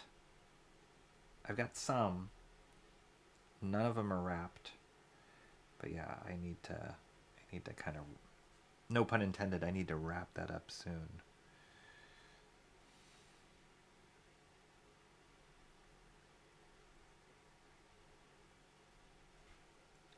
I should just buy everybody in my family comics. I'm sure they'd appreciate that. And then if they don't, then I could have them. See how that works?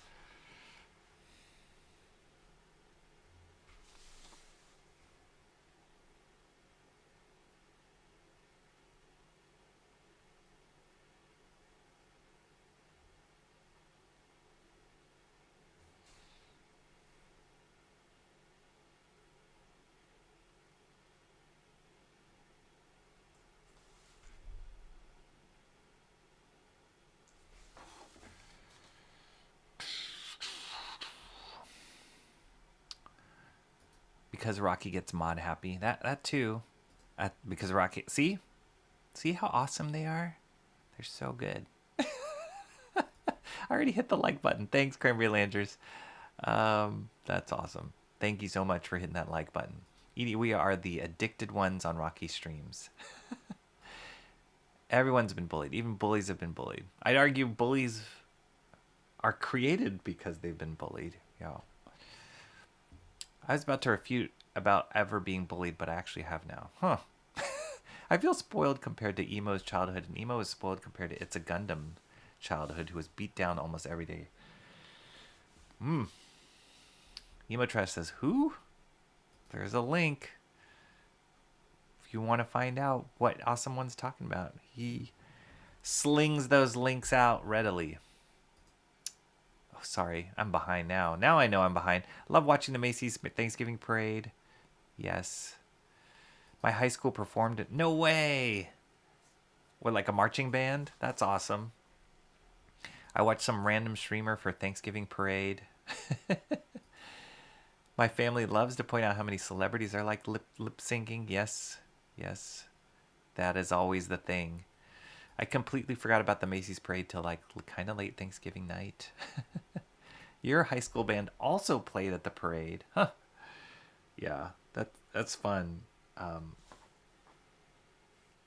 That's kind of a fun experience. I'm pretty sure my sister's high school, we went to different high schools. I'm pretty sure her high school went. They were a really good marching band.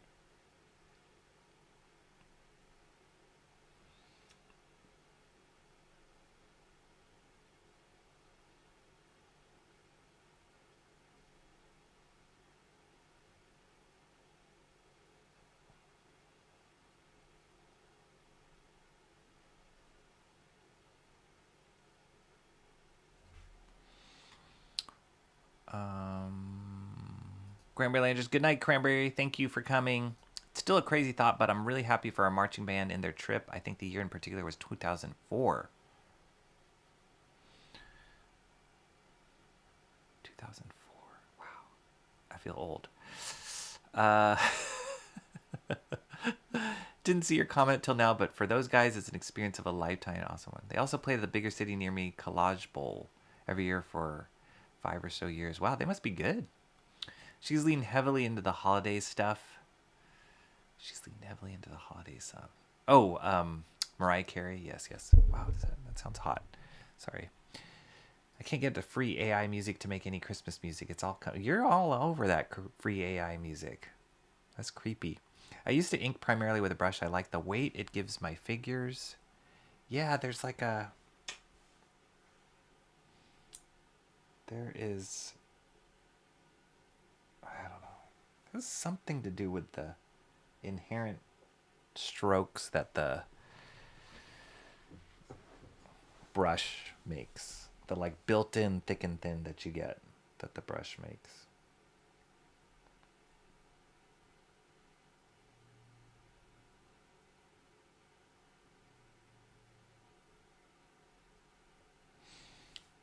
But remember, wow, does that sound like something is like blowing out? Does that sound like it's blowing out to you guys?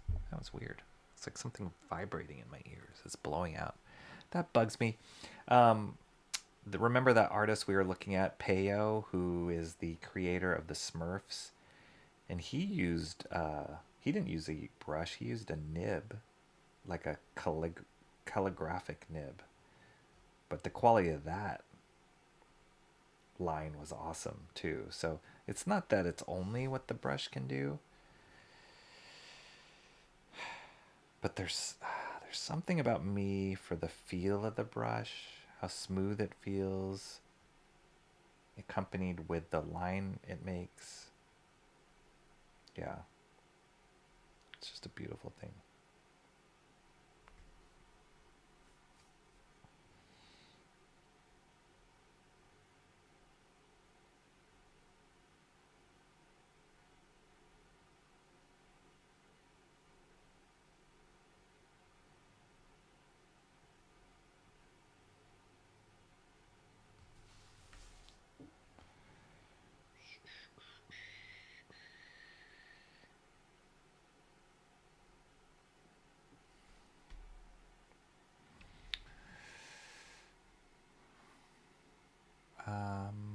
I just bought the Brian Bolland Batman, The Killing Joke, and Other Stories Gallery. I know it's going to inspire me to pick up the Winsor Newton again.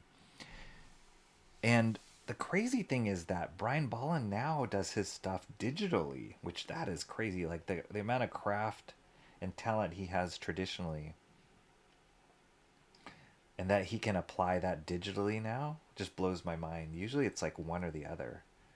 But even his current stuff, like I'm like, I can't really tell the difference. Like he's kind of figured out how to get the digital to make it look like his traditional stuff. Yeah, I don't think I'm picking up that edition, Antoine Dennison, because I have so many other different editions of Killing Joke already. Can you see the scans? Can you see the like the process in those scans? Because I do have a noir edition, or noir, what's it called? Killing Joke, yeah, Batman Noir Killing Joke, and it's like black and white, and that's amazing. But I think the version that you got, you can actually see the like smudge lines and the brush lines and the work and the process clearer than this noir edition, which is just black and white line work. But let me know. Can I get another version of Killing Joke? I guess Killing Joke's one of those stories though that you can just like, you can never have too much Killing Joke.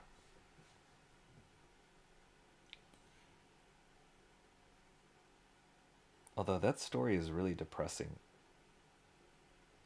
So it's not one I constantly am reading. Or I'm like, oh yeah, I want to read that one. It's like I have to read it like once a year or something, and then I'm like, okay, woo. That's a rough one to swallow. But it's so beautiful. The art in that's so beautiful. And then I know it has some of his other stories in there too.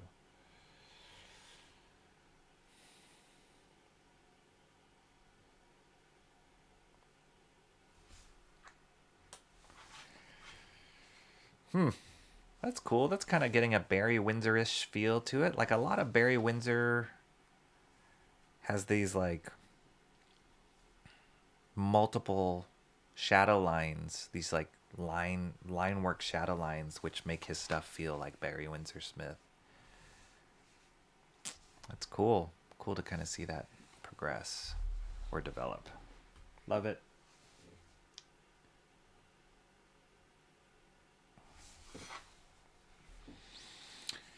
Let's see, where should I go? Should I keep going on this, or I guess let me just do these hatch lines here.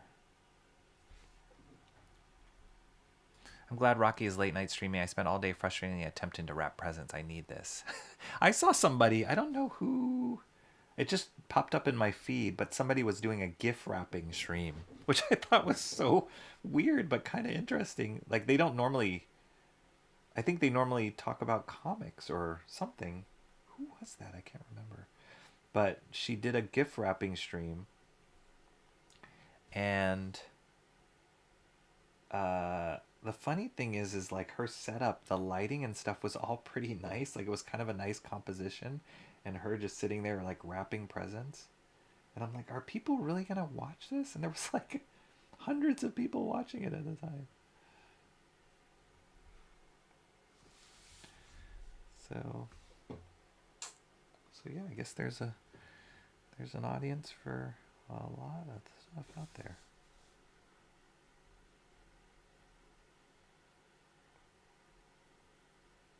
I actually need to watch some YouTube videos that are like how to gift wrap with gift wrapping tricks. Because I know basically how to do a gift wrap or to wrap gifts, but I know I'm not doing it like the right way all the time. Just kind of fudging it half of the time and just like, yeah. Doesn't always look the greatest. And I'm sure there's all sorts of techniques and tricks in gift wrapping. It's like tying a tie. Like I can tie a tie. It doesn't look the greatest all the time, but it's like, it's functional. It's decent. But I always have to like watch YouTube videos or look at tutorials of like how to tie a tie. So I feel like gift wrapping is the same way.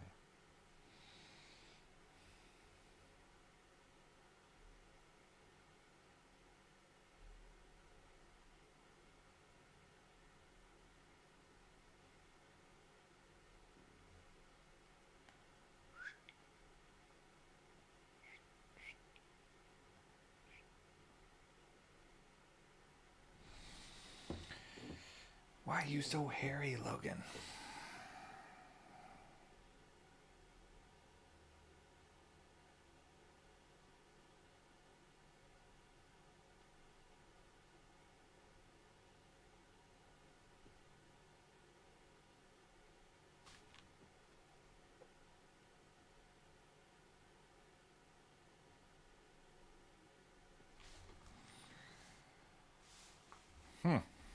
Alright, cool. Just Barry Windsor-Smith that arm. What is the NBA Cup? Oh, it's like a... Milwaukee did win. Yeah, I thought so. They were up by like 17 in the fourth. Like 4 minutes to go. And I was like, okay, it's over. NBA Cup is a tournament inside the regular NBA season.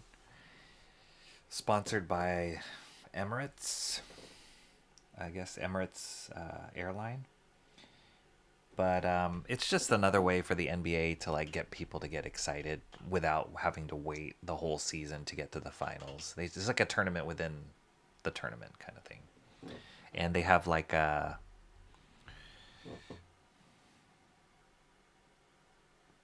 one game eliminations. So yeah, they just compete. Certain games are like count towards the cup, the NBA Cup, and then you end up like kind of going in the bracket system, and then you play the winner, or play the the winner of the East and West Coast, I think. And so it was OKC, Oklahoma City, and Milwaukee Bucks were in the finals today.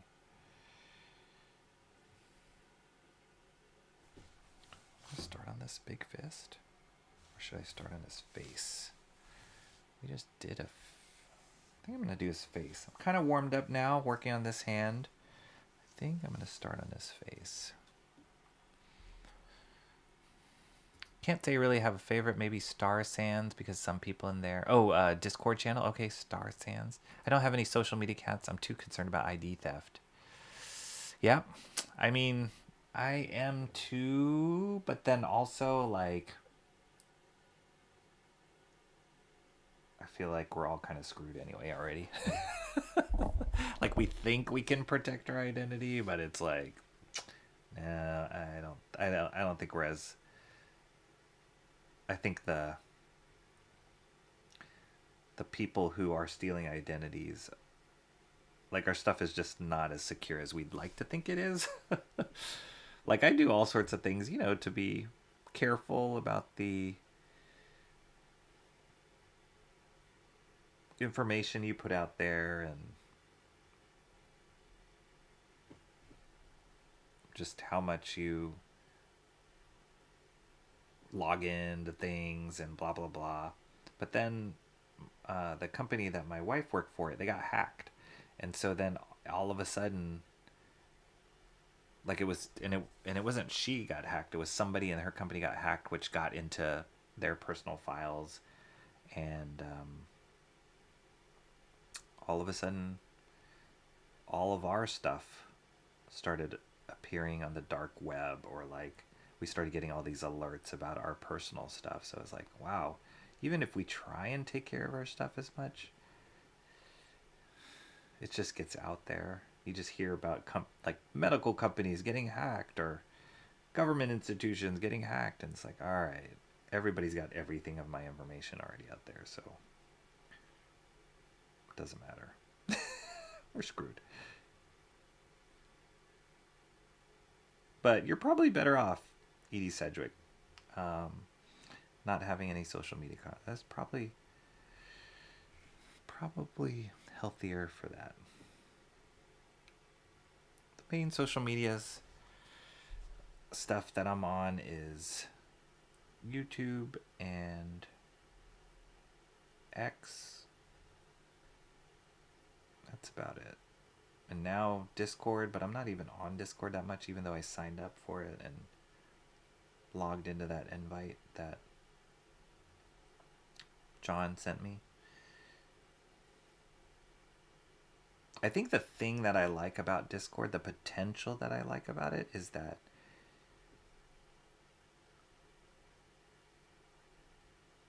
it can, for like people in the chat, in my chat, when I stream, it'll allow us to be able to interact with each other. So it's, say for example, if we do like, oh, one of the ideas I was throwing out there or thinking about was like doing film studies, and it would be so cool if everybody was doing them as well. Like it wasn't just me doing them and you guys watching, but like other people doing them as well, and we could kind of share images. I thought that would be cool, and that's something you can't really do on YouTube with your chat, but you could on Discord. So that could be cool, like being able to share things back and forth and continue a conversation outside of streaming. So I like that aspect of it. So I will be exploring that because I think that could be really fun. It's a shame my Discord voice chats haven't been cooperating for months now. It's pretty much a weird in-season tournament that, yeah. It's weird. It's like, I don't know. It's almost like asking for like the athletes to like get more injured faster because they play hard, right? It's like playing like in a playoff game, but it's like way earlier in the season, and then they still have the rest of the season to play, even if after the tournament's over.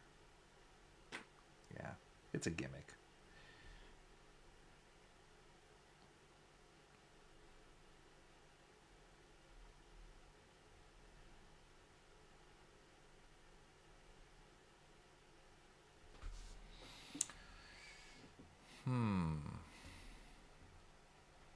There you go, emo trash. You can do it. You can do it. what brand of paper are you using? This is Strathmore. So, a little bit, I've taken for granted that the people that are here have seen me do this before, but Mighty Geek Studios, I don't think you have. So, thank you for asking, and thank you for reminding me to explain the process. So, I start off with what we do is I'll usually pick either an artist or, in this particular case, a theme and 3 choices in that theme. So for this master study, the theme was a cover of a Wolverine cover. So the goal was to like do a master study of just one image, like a splash page cover image, and in doing so, I decided to do 3 different artists as opposed to one artist. Because in my past master studies, I would just pick one artist and 3 pages, 3 different comic book pages from that one artist, and then I would get the chat to vote on which of the 3 choices I should be doing for the master study. So in this particular case, we did a Wolverine cover, and the 3 artists were Frank Miller, Todd McFarlane, the Incredible Hulk 340 cover, and Frank Miller, the Wolverine Limited Series cover of issue 1, and then this Barry Windsor-Smith Weapon X cover. And so chat voted, and people voted, and this one won. And then so what I do is I will take the image and blow it up to fit to scale with a 11 by 17 page of Strathmore paper. The 2 papers I use are both Bristol. The Strathmore I'm inking on right now is this one, which is smooth Bristol, pretty easy to find anywhere, 300 series, so it's a little thicker, which I like. And yeah, so and they market this towards like comic creators, blah blah blah. The other paper I use is also Strathmore paper, and the difference is it's just lined out with this one. It just has the lines with the comic book page lines here, but it's also Strathmore, and I believe it's also 300. It just has the actual comic page printed, or comic template printed out on it, which is super helpful. So then I blow it up to size 11 by 17 of what I believe the original, or as close as I can get to what I think the original was created at, and then I will use that lined comic template paper, the Strathmore paper, and pencil the image, like recreate the pencils of the image. So you can see I did that for this particular one. I have a stream. Part 1 of my master study stream is the pencils of me doing the penciling this image, and that's what this is. So I penciled it on that paper. So that turned out pretty fun. And then like today, what I did was I scanned it in and converted all of the pencil lines to this like lighter non-photo blue version of it, and then I printed this version, this photoshopped non-photo blue version, printed it onto this Strathmore, the blank Strathmore, and that's what I'm inking on now. Long-winded answer, but that's the process. So yeah, it's cool. I think the reason I'm doing this is, one, I want to learn from recreating these pages and different techniques of how to ink, different materials. And 2, I want to build, or I want to learn from these processes, because as I eventually get to a point where I'm producing my own comic and doing that, like these processes are all going to the things I learned by doing these master studies are all going to help me in the actual process of doing my own comic. So it's like, oh, okay, now I can pencil on this paper. I just got to scan it in, turn it blue lines, ink, and I'm not inventing the wheel here. I'm just kind of following what I've seen other people do, other comic artists do before. So yeah, that is the whole deal with this master study series. So it's been fun. Been really fun. This Barry Windsor-Smith is the latest one. The first one I did was a Mike Zeck page from The Punisher. And you can see all these things on my channel. Mike Zeck page from The Punisher. The second one was a Michael Golden page from The Nam. The third one was a Will Eisner page from The Spirit. And the fourth one was a Mobius page from Silver Surfer the Parable story that he teamed up with Stan Lee on. And those are all fun. And then I do a little like summary video. I've only done 2 summary videos right now, but the top 3 things that I learned from doing the master study. So that's been great. It's been great to kind of recap of like, oh yeah, what did I learn from that? Or like, because each page, excuse me, each page is so different.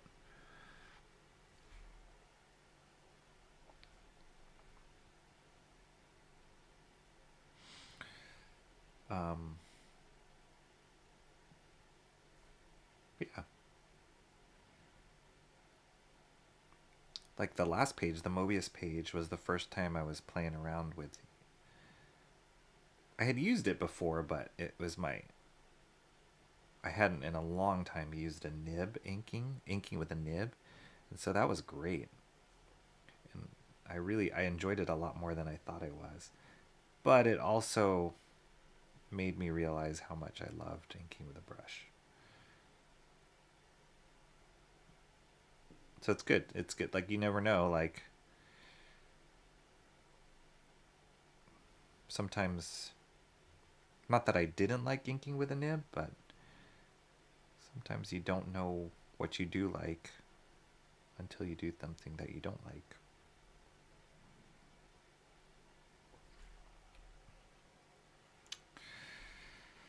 I feel like I'm parallel parking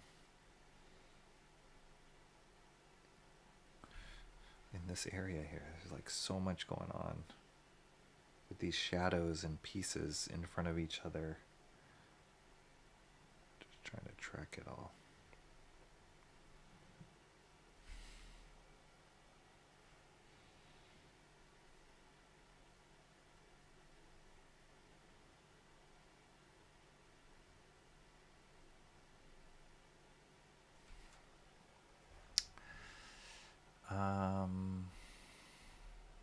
Okay, let's see.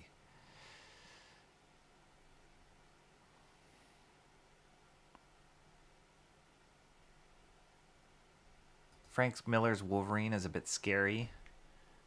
The image, yeah, I just saw somebody was posting on, I think it was on X, that somebody posted. They must have read an interview with John Byrne. Was it John Byrne? Yeah, John Byrne on, I don't even remember the name of the actor now, that he was like basing his design of Wolverine and Logan off of. But they had photos, gosh, what was the name of that actor? They had photos of that actor next to like some images of Wolverine. I was like, whoa, I can't unsee that now. I love Frank Miller's Wolverine.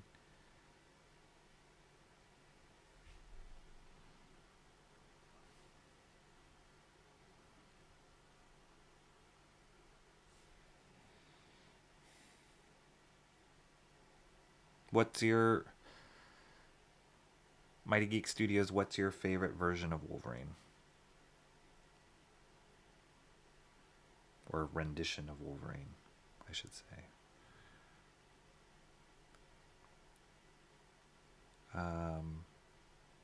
Who was it? Was it Mr. Monkey Boy 1969? Haven't seen him in a while. But he was saying, was he the one who was saying, like, he was hoping that the John Buscema Wolverine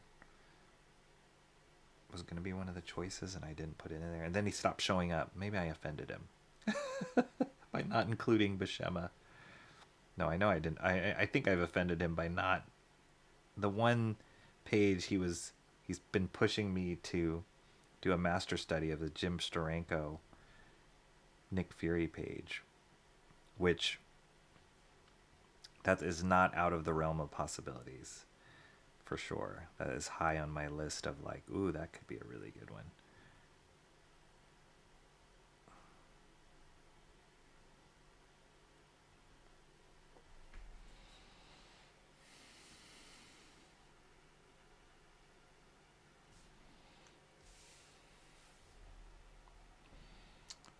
Awesome One has this issue of Weapon X somewhere. Nice. Or maybe it was a reprint. Yeah, it's like a million reprints of it. Someone says I kept harassing Rocky to stream more. It's my fault.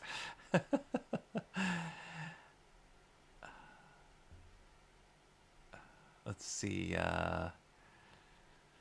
Don't do that because they might get you the same comics.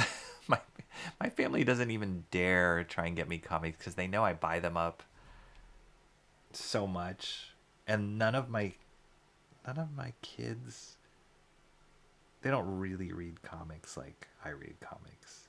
I've tried, but maybe there's still time. Like the comics my kids grew up reading were like Diary of a Wimpy Kid, Dogman, what was that one? My daughter was reading comic adaptations of Wings of Fire at one point, which they weren't that great. The illustrations weren't that good. What other comics did they read? I've tried. I really have. But they haven't really gotten into it. They don't really read manga.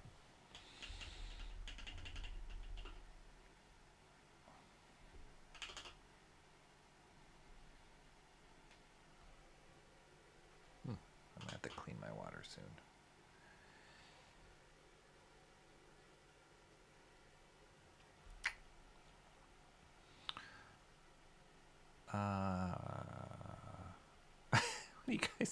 What are you guys talking about? Women and cats. How can you compare? Awesome One's been told I've been crack sometimes. Oh my gosh. Emo Trash, come to New York. All we care about here is making money and not getting shot. Everything else is secondary. Nice. I feel like I would like to design my own brush. How would you do that? How can you do that? Like, do you like pick the kind of hairs that you use, the kind of sable hair you use, or the size and the shape, the, what do you call it, the length of the handle? That'd be kind of cool. Aren't there companies out there where you can like design your own brush? That'd be neat. That's a lot of work though.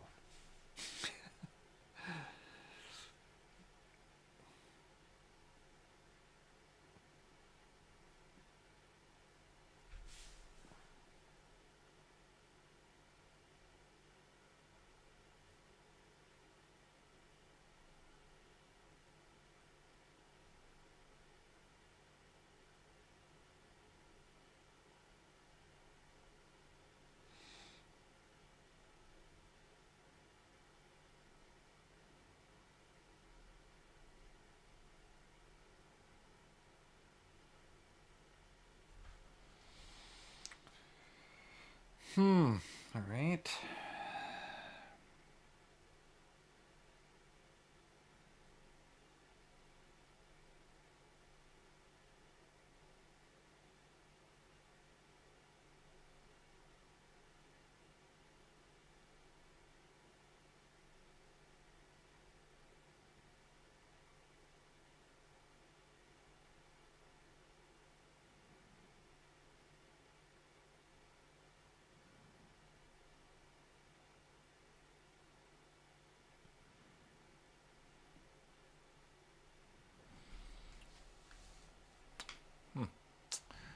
I need to catch up on the chat, like, before I put down another start. Okay, because I feel like I'm just going way back here.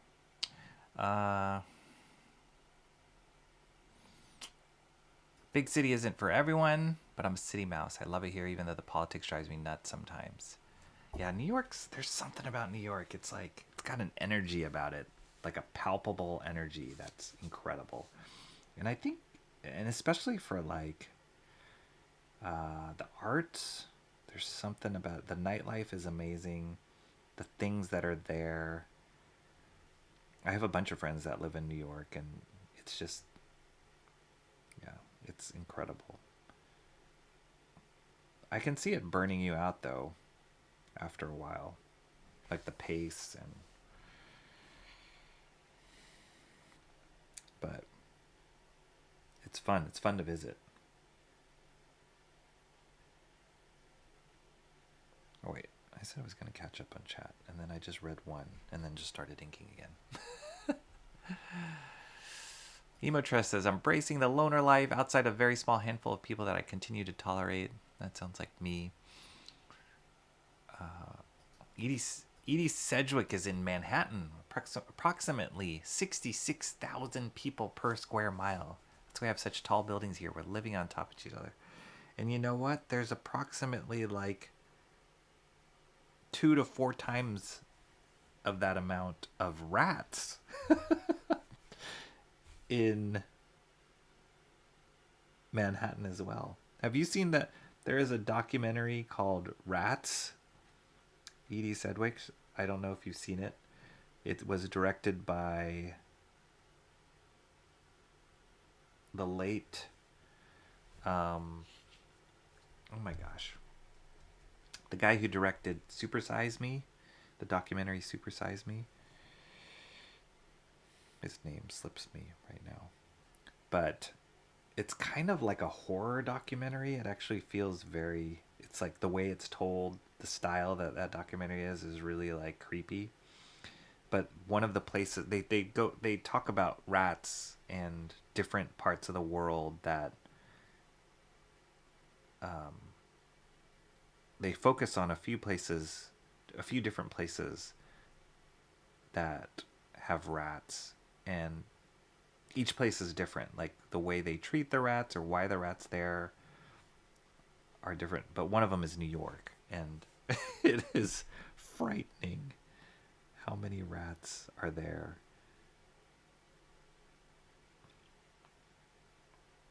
It's really gross.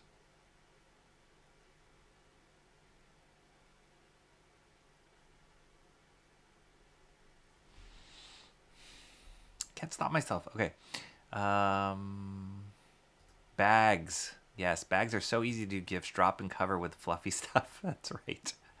That's right. Those gift bags. Those are the last minute easy peasy. But there's something fun to like unwrapping a present.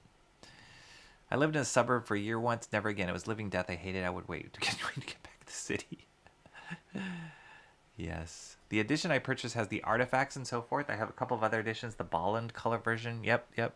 Oversized. This will be the last iteration. So you say, Antoine Dennison, until they release another one that's going to be a special something something.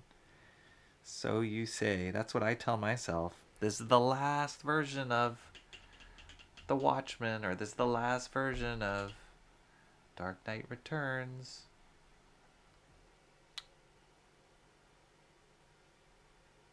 There's always a better version out there.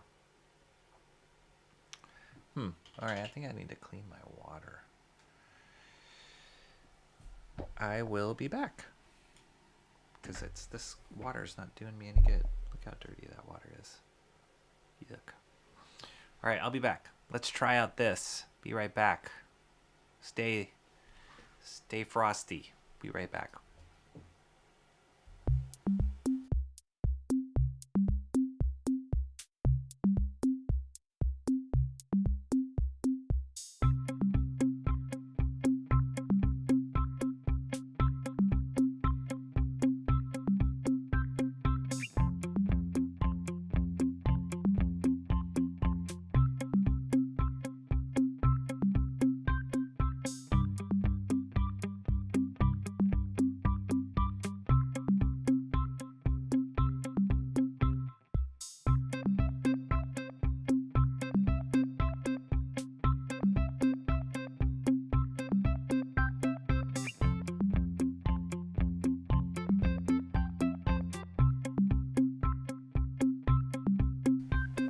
All right, I'm back. That chat window, it's not working well. I don't like it. I gotta change it. Because it doesn't scroll. I don't think there's a way I can make it scroll. Unless I manually scroll it. Which defeats the purpose of me stepping away from the desk, so. I gotta figure out a solution to that. I don't like how that one's working. Let's see. Gift wrapping isn't really that difficult for me. They're just tedious at times. Edie Sedgwick says, I'm a good gift wrapper. I know because people often compliment on my wrapping work. Awesome. Maybe you need to post a YouTube video that I can watch of how to wrap well. I always feel like I measure it well and I cut, but then it's on the ends. I don't know. Then it's I start getting more often than not, I'm oh shoot, I didn't can't cover it. Then I have to put an extra piece there to cover it. I always feel like I measure, or I put too much paper. Then you're ending up cutting it and it's too thick. Those are the kind of things I need to figure out a better way of measuring, measuring how much paper. After that big data breach, I'm afraid we all need new passwords. That's right. Oh, here we go. Awesome one posted a Japanese gift wrapping link. Okay, I'm going to watch that later because I know the Japanese know how to package stuff. Got a handful of socials. I don't post or interact crazy amount on any of them. Yes. Yes. I have a Discord but don't use it. Last post was an X for a link a month ago and off Facebook 8 years ago. Awesome one says.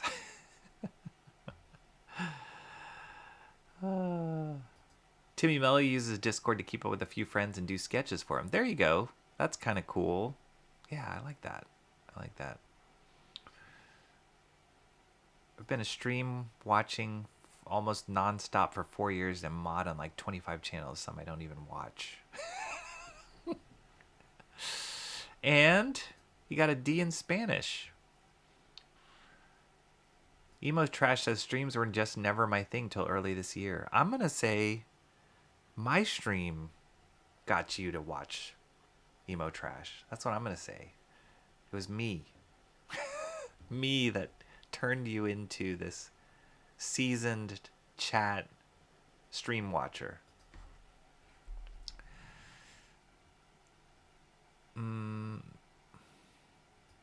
The only reason I actively watch streams now because one of the first times I hopped in Gothic's chat, she paid attention to me. It caught me hella off guard. I'm more used to being ignored.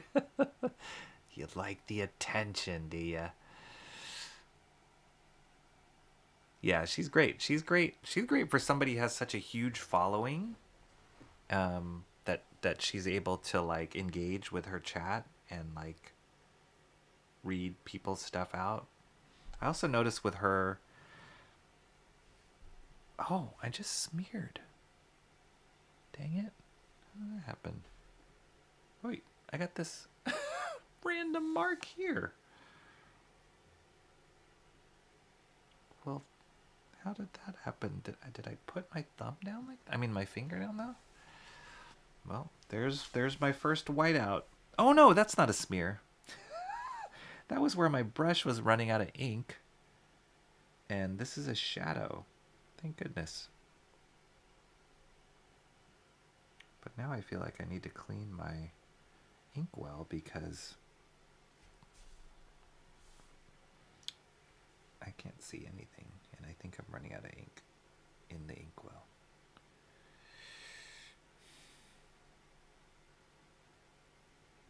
Phew! I thought that was a smear, but it didn't make any sense.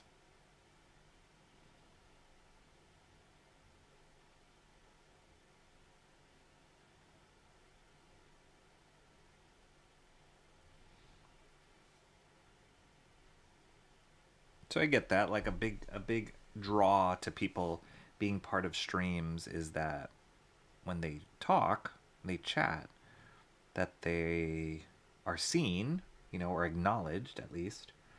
I get that.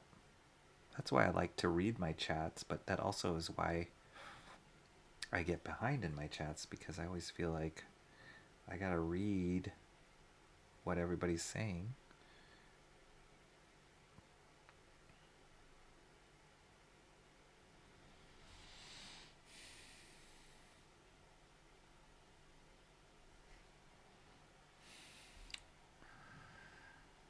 Came out very spot on.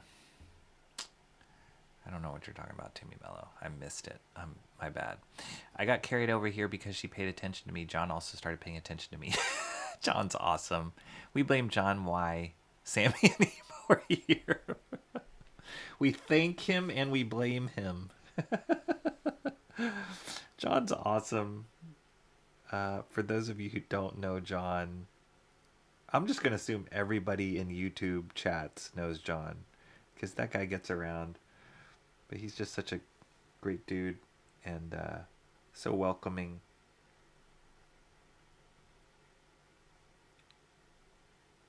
It's a great mod. Keeps things in check. Keeps people in check.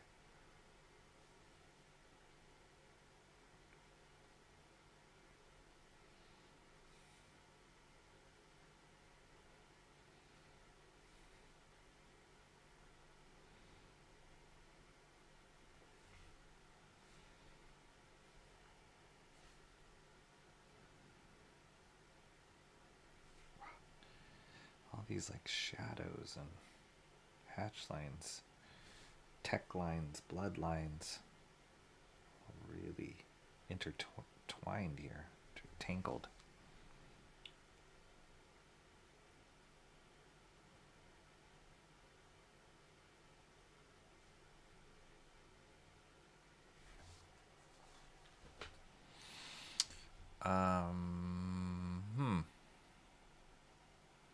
Rocky, now do a speed drawing of this where you never lift the pen off the paper. I couldn't do that. I've seen there was somebody I saw recently that was like drawing, what was he drawing? Like portraits of people at like restaurants, and he did it all with a brush, one stroke. It's gotta take a lot of practice. I don't think I could do that with a Barry Windsor-Smith drawing Awesome One, I'm sorry. That would kill me. And kill the drawing.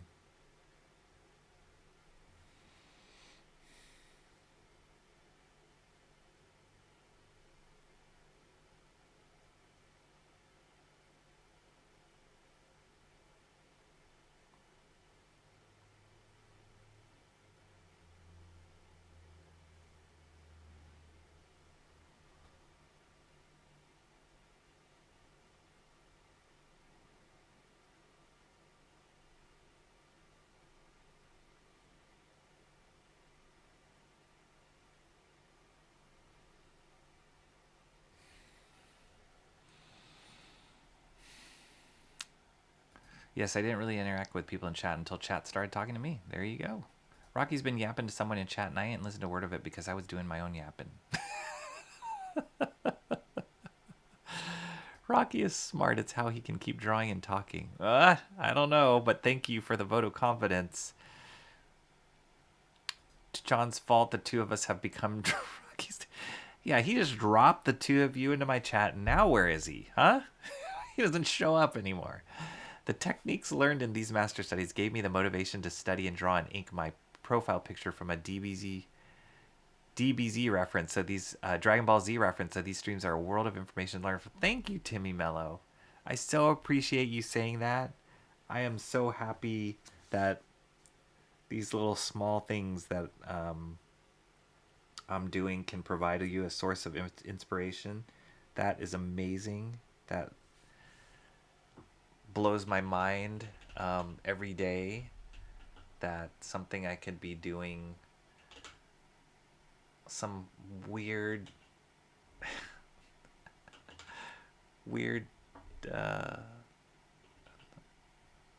task, not even task, but just this YouTube thing can inspire somebody like you to like want to draw or want to create art. That is awesome. That's such a compliment. So thank you so much.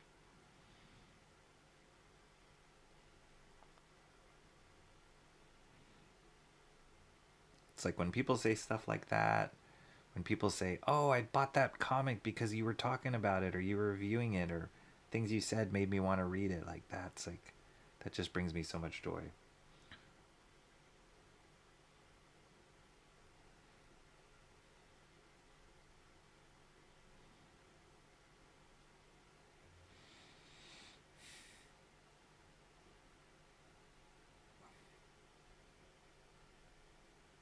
I'm like the Avon lady of comics. Gotta buy this. It's like life changing. And I can sell you a timeshare in Hawaii.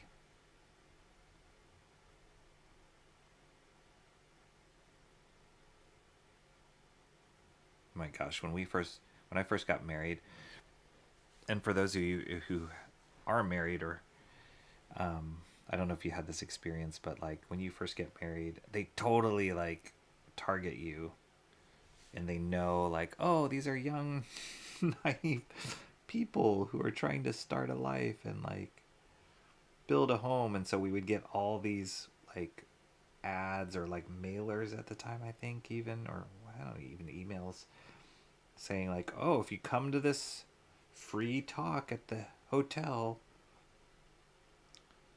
we're talking about this amazing set of pots and pans that you would need in your new home. And if you come, we'll give you a free trip to Hawaii. Just come listen to this free talk and we'll serve you lunch. And my wife and I went to one. And we totally got suckered to buy this set of pots. Because it was like amazing what you could do. Or pans. It was amazing what you could do. And they were like so versatile and lifetime warranty and blah, blah, blah, blah. And one of our friends, who was an older gentleman, he was like, "You did what?" He was like, "You need to return those right now." And we're like, "We don't know if we can even return." He's like, "You need to go and return those right now." And so after we kind of had to fight a little bit to return it, but we did eventually get a refund. And I'm glad we did, because we totally got suckered. I think I need to clean this out and add more ink. But that's why I'm going to catch up on the chat. And I'm going to clean this out, add more ink. We'll see. Don't tempt me, Timmy, to draw my own avatar. Awesome One, you should do it. Don't you paint? Awesome One, haven't you painted before? Do it, man. Actually, I love your avatar, though, but do it. I can only do that if I feel the pencils are fully resolved. Gotta go, guys. It's 1:34 here in New York City. It was great chatting with you. Enjoy the rest of the stream and have a great week. Thank you, EDC Sedgwick. Thank you for coming in and joining our chat. I hope to see you soon. Everybody's saying, do it, Awesome One. Join us in the personally drawn avatars. That's right. I've had this avatar for 10 years or more. You know what you could do is just try it. Oh, I was just about to say, if you have the original photo, you can always go back to it. Can you save out your profile picture? Just experiment. See if you can. Because you should do it. I liked Miller's Wolverine with Rubenstein's ink. Yes, Rubenstein was a great inker on Miller. He was like a brush inker if I've ever seen one. Diary of a Wimpy Kid counts as a comic? Yes, sort of. I remember reading a little bit of Bad Kitty as a kid. Yep, I do remember that. There's a Michael Golden piece I've wanted to recreate for years, but I still don't know if I want to do a one-for-one recreation or my own interpretation. Either one is worth it, I think. I think there's value in both, Antoine. So yeah, I don't think you can go wrong on whichever one. What Michael? I want to know, what Michael Golden piece are you talking about? Is it like Is it from G.I. Joe Yearbook? I love that. I love the Michael Golden stuff on that. It's not hard to create your own brush. The real question is whether it's any good. The tools and supplies are readily available. Yeah, I'm too lazy. I just pay money to buy it. I'm not that much of a craftsman, though. It's like, oh, it's got to be a specific blah, blah, blah kind of feel. I'm just like, I just use what is put in front of me.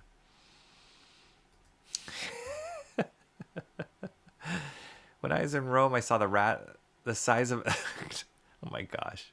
Most of the people in New York are rats. Yes.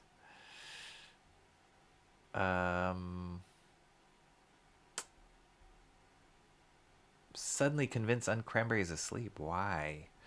Yeah, you're right. They'll probably issue a remark. Is it pronounced remarque or remark version, or one with a little baggie of ball and pubes that I will just have to have?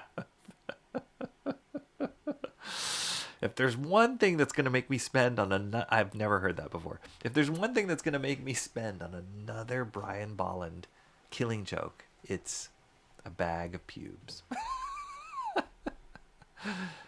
Oh, jeez. Okay. Right. Rocky, you need a guest on so you can read your chats. Yes, I do. I do need a guest on. I haven't had guests in a while.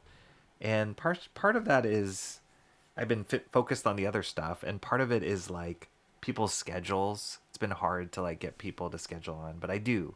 It's always fun having a guest on that can kind of read the chats as you're doing other stuff.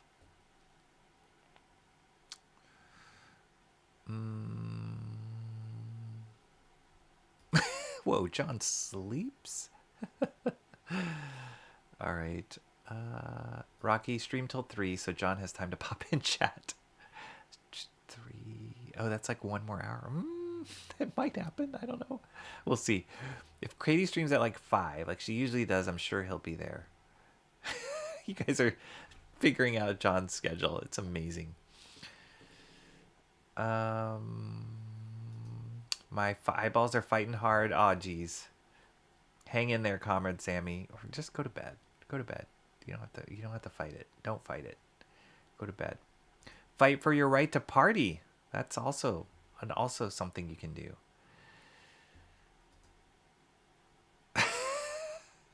Rocky took out a second mortgage for a frying pan, then realized he couldn't afford any food to put in it. It was a bad move.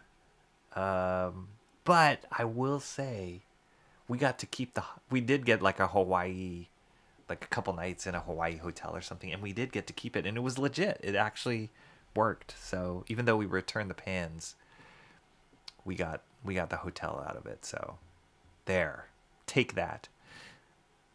There's a Michael Golden piece called Mighty Marvel Marching Madness. Oh. All right, I'm gonna have to look at that now. I think I know which one it is, but let me see. Mighty Marvel Marching Madness.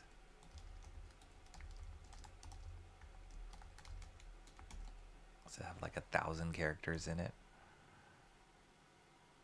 Oh, is it the Mighty Marvel Marching Madness? Or they call it, some of it, Merry Marvel Marching Confusion? Oh, no. Michael Golden Merry Marching. Oh, goodness. That's a lot of characters. Although it does have Uatu, the Watcher, in it, right? Am I looking at the right one?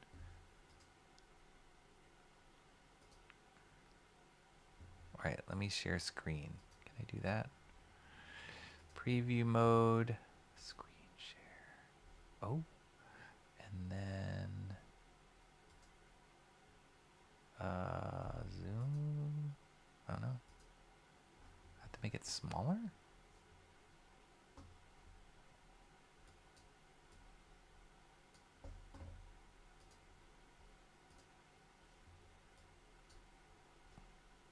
Gosh, I hate how this works. It doesn't just like zoom to the screen. Close enough. All right, guys, check this out. This is the one that Antoine Dennison was talking about.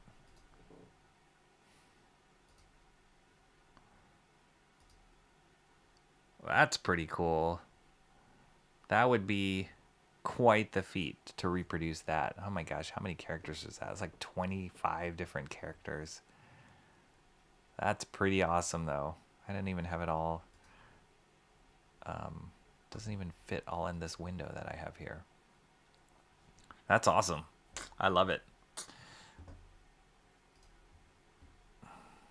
I've been off YouTube most of this month, only getting on in evening. I've noticed that you've been a little bit absent, Awesome One, but I'm glad you're here. Maybe Rocky should get an AI chat reader like Jason does. Oh, his just reads it out like audio, right? Maybe I could do that. You can hire me to read your chats, Rocky. I charge $100. Oh, jeez. But does that mean is that $100 per chat including your own chat that you write? Because that seems a little rigged to me, Comrade Sammy. Yes, you're spot on. I've heard Mary Marvel Marching Confusion too. It was a giveaway back in the I've seen it's a poster. Oh, it's amazing, really good. It's around 40 characters. Gosh. I would say, should you do a one for one or your own interpretation? I mean, whatever would get you most excited to do it, I guess. Because it's a lot of work, whether it's your own interpretation or Michael Golden's. It is a lot of work. I'm just looking at this. It's awesome, though. I love Michael Golden. Yeah, the Mary Marvel Marching Confusion. 1982 he did that in. That's crazy. Okay, I got to clean this. No, I charge $200 to read my chats out loud. You know, because they're special. So wait. $100 per chat, $200 per your own chat. I couldn't even afford one chat. All right, I'm going to go clean out my inkwell. Look how dirty that is. You can't even see the bottom. It's like a bottomless. It's like one of those paints. Have you guys seen those paints that it looks like it's like a black hole? There's like no reflection on it. People do that. Like they'll paint or they'll wear clothes so paparazzi can't take pictures of them or something. That's what it feels like. It's like this endless black hole. So I got to clean this out. I'm going to do a little bit more. Maybe do this area. I want to kind of start this fist too.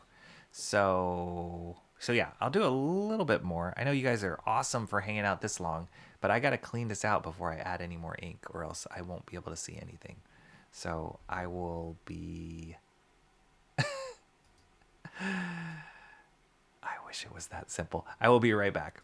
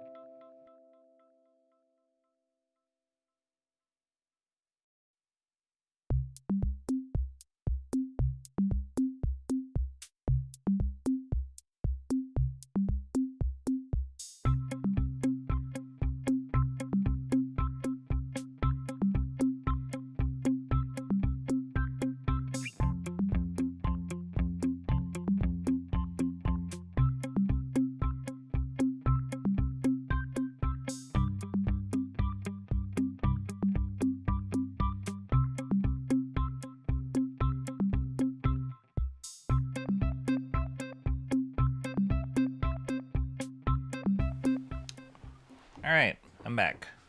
I may or may not have also taken a little bathroom break.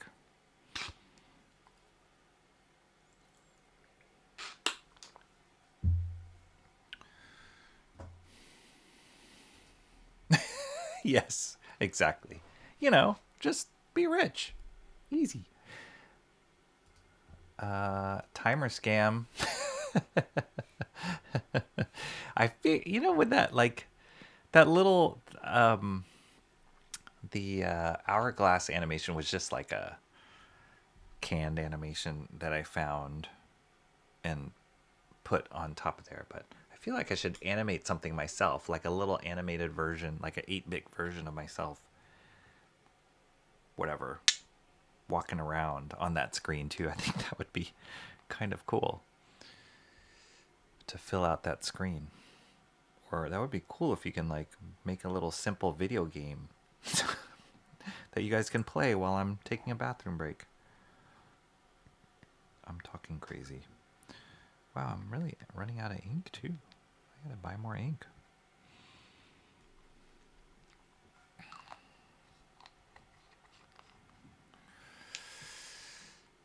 All right, here we go. We're caught up on chat. The inkwell is nice and clean with more ink, new ink in it. The brush is clean.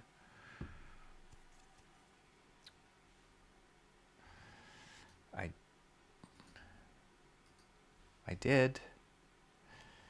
I would not do that. Oh yeah, what was I gonna do? Oh yeah, this. I think I'm gonna. Yeah, why not?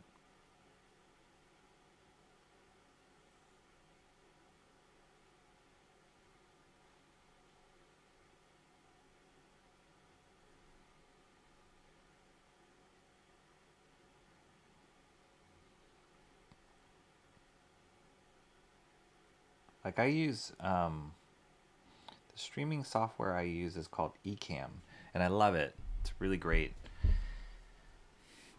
Lots of great functionality in it, great quality of the streams, and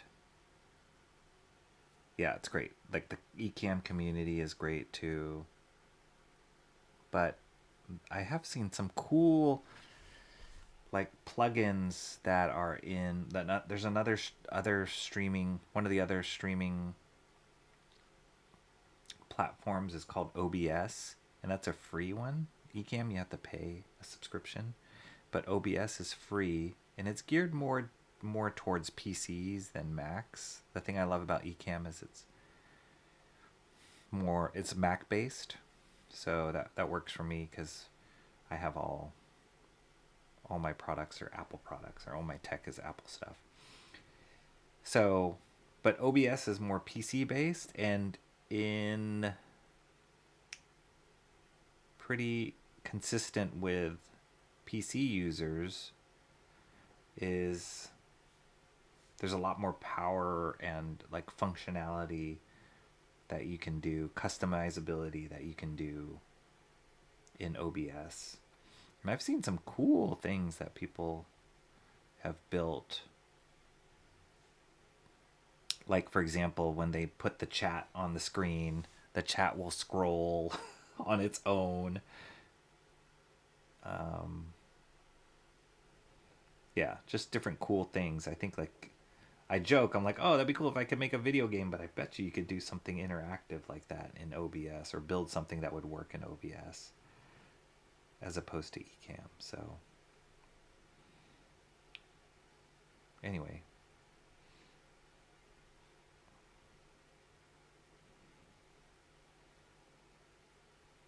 but the idea of creating a little animated sequence, that'd be fun. That'd be more me. Just for that wait screen. Or even for the intro. Like, I'm trying to think of ways of like spicing up my intro a little bit.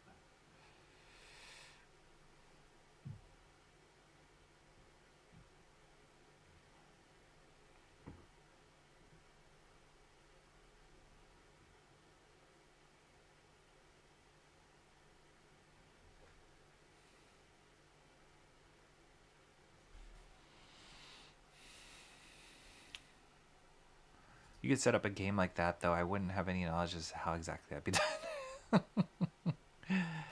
I saw it in another stream recording I was watching that. Oh, really? Huh. For all he know, he's doing number...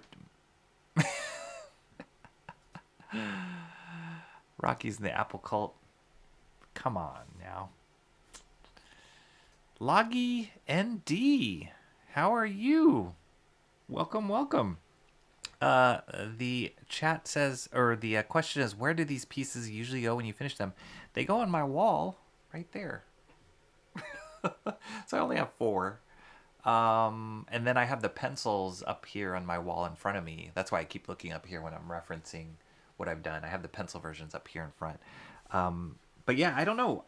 That's a great question. As I start doing more and more of these, I don't know. Like, I was thinking, oh, could I sell them? Would people buy these? Would I want to sell them? It's kind of like, just like work product. It's not really an end product necessarily. So would I feel comfortable selling them? Or could I put them together in like a sketchbook? Yeah, I don't know. I'm open to suggestions.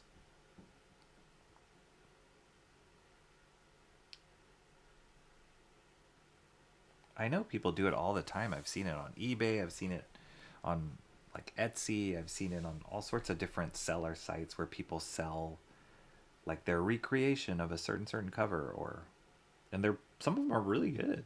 So I'm like, oh, I guess if you can't afford the actual cover to X-Men whatever, X-Men number 4, but you can afford a recreation, that's an option. But yeah, these are just, right as of now, these are just all for my own practice. And then I love seeing them up on the wall. They inspire me when I see them, like, oh wow, cool, I did that. That's neat. And eventually when it'll be my own stuff, that'll be even cooler.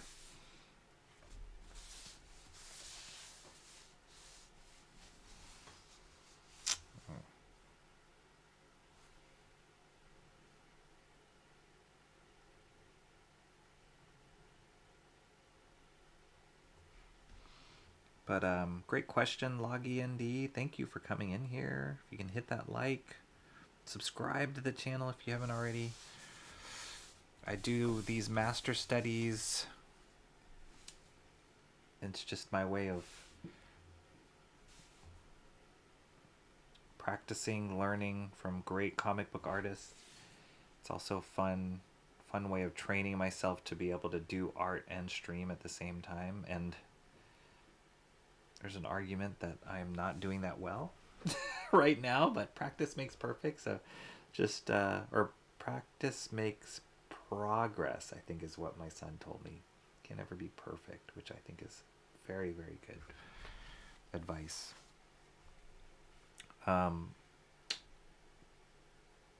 yeah, it's kind of, it gave me a way of, when I was first thinking about how can I do art on stream, like I'm the kind of person that needs to like go away and hide in my shell or in my cave and do my art, and then when I'm done, I bring it out and show the world, and there you go. But having people watch you as you do it was such a foreign concept to me, and then let alone like create something original and have people watch you do it made me really anxious of that idea.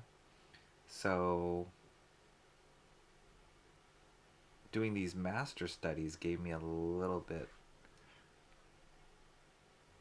it allowed me to kind of relax a little bit and not stress out as I was learning how to stream and do art at the same time.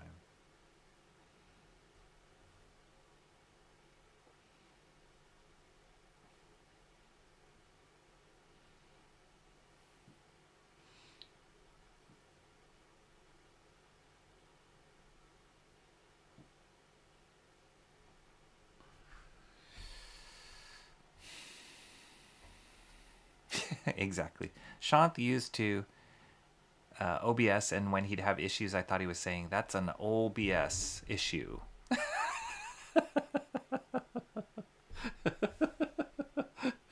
knows? Maybe that was what I wouldn't put it past Sean.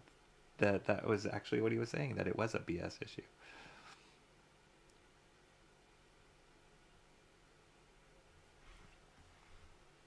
Yeah, Shant and I are big supporters of Ecamm. Love it. I think he had mentioned it to me when I first started doing this stuff, but then there's a streamer, a YouTuber by the name of Tom Buck who does tech reviews. Really well done. He's one of my favorite YouTube channels that I watch. And he swears by Ecamm, and I watched a lot of his videos that were talking about Ecamm. And it totally convinced me. I'm like, yes, I want that.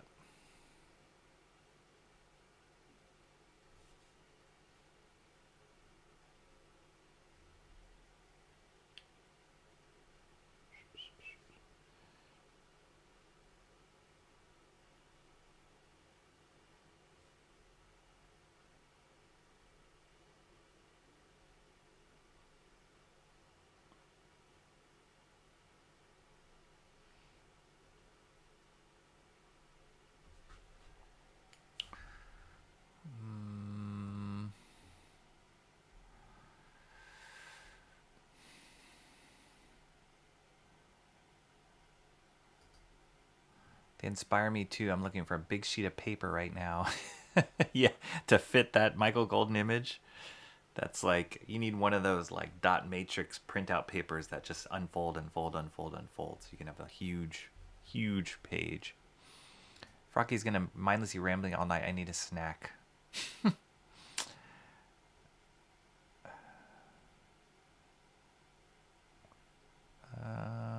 Yeah, don't have coffee this late, Comrade Sammy.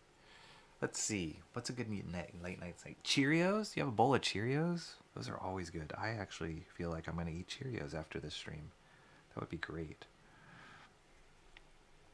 Oh, you know what's in season right now? Or I guess it's considered in season. Is peppermint bark. Oh man, that's the best. That's one thing I love about the holidays is peppermint bark. That's not really a snack though. That's more of a dessert.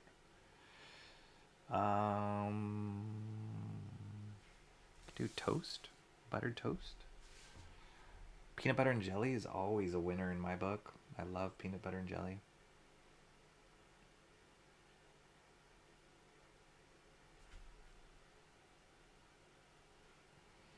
Like any time of the day, breakfast, lunch, dinner, snack, I can eat peanut butter and jelly.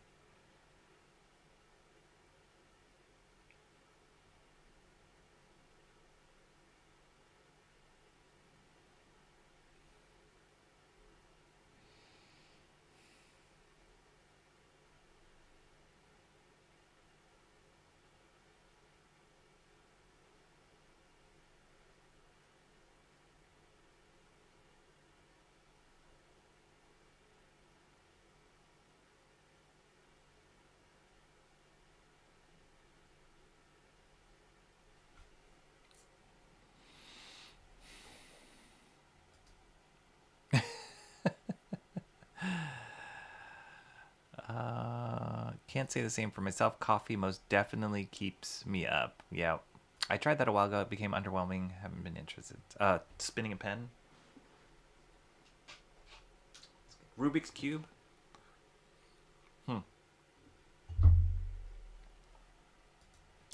Peanut butter and honey that's a good combo. I like that. Could do peanut butter and apples is really good too.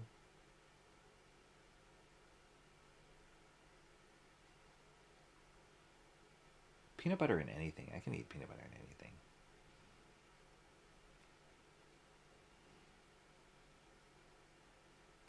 Are you a crunchy peanut butter? Ooh, should I do a poll? Crunchy peanut butter or smooth?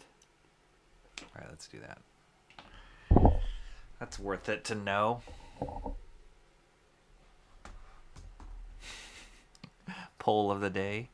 Here we go. Start a poll. Peanut butter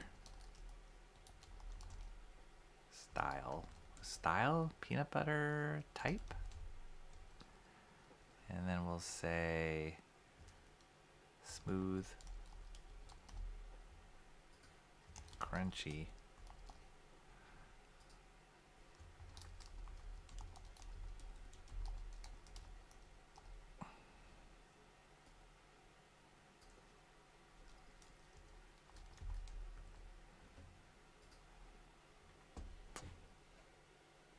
All right, there we go, guys. I just put a poll. Smooth, crunchy, or extra crunchy? Hit it up. Your style of peanut butter. I can see value in all three versions.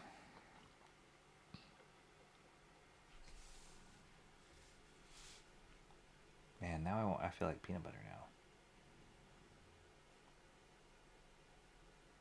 Oh, we have some cold pizza in the fridge too. Man.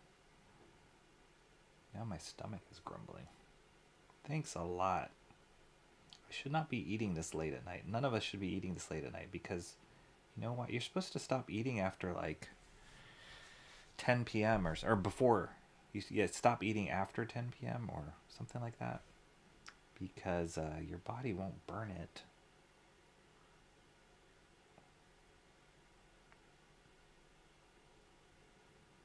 And then you just retain it. That's not good.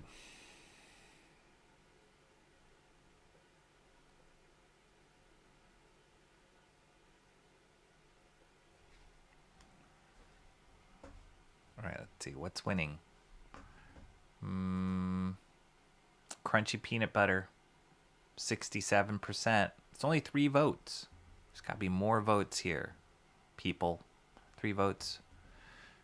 I'll leave it open a little longer. 67% crunchy, extra crunchy. Nobody likes smooth right now. That's curious. Fresh out of cornflakes are good. Frosted mini wheats. That's good. Captain Crunch. Maybe too sweet for me. Captain Crunch. It tears up your mouth too. Go for the nuts. Yep. Make an option. I can never poll right with you. Emo trash. It's never enough. You always need the options. Too many options. You gotta just decide one. Can't have it all. If you were on a desert, that's where the desert island questions come into life. If you were on a desert island and you could only take one kind of peanut butter, what would it be? I mean, I guess if you brought crunchy and you really wanted smooth, you could pick out the nuts. I guess you could do that. That'd be weird, but I guess you could.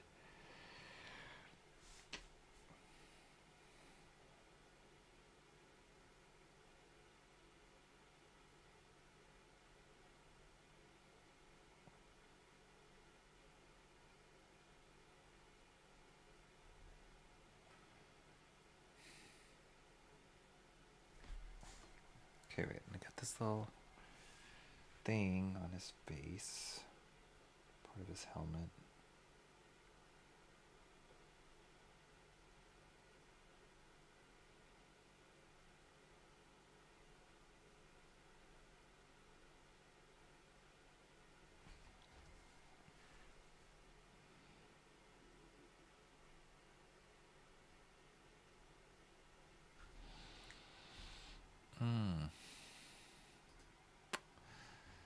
We have honey roasted peanuts, perhaps. Yeah, those are good.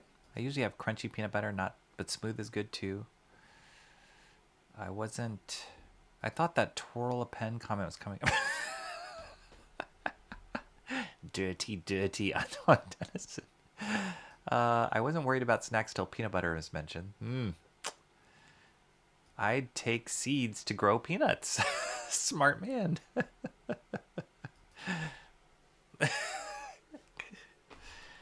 Oh man, emo trash. You're gonna kill me. You're gonna kill me with all your debating. Make everything so hard. This is a simple hypothetical question about peanut butter.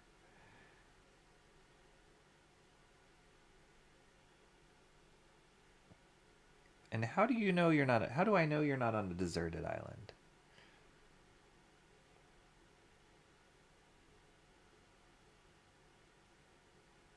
You can't prove it.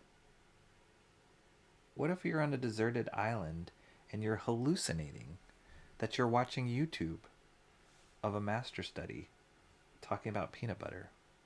What about that? It's all in your mind. I'm about to burst that bubble for you.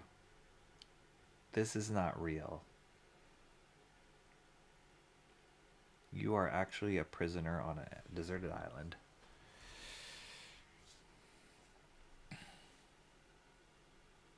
And your captors are going to come back soon. So you need to decide which peanut butter you're going to keep.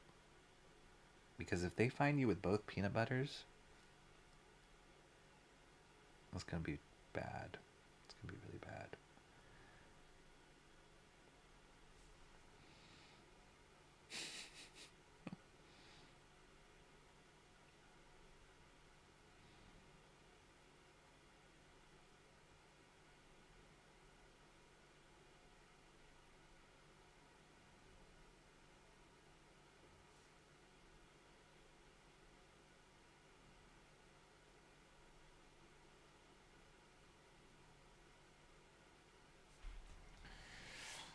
All right, cool. That is looking cool. What's a cool helmet design? 100% natural crunchy peanut. What's up, Michael Bancroft coming in? That's not a knife. That's a knife. It's the only way to do that. 5 votes, 80% crunchy. Extra crunchy is a little step too far for a lot of you guys. Natural crunchy peanut butter. Love it. How you doing, Michael Bancroft? Yes, she was talking about actual pen spinning. Antoine Dennison. No innuendo there. We're not that kind of chat or stream. We don't go that far. We're just talking about pen spinning, real pen spinning, and real crunchy peanut butter. That's not a metaphor for anything.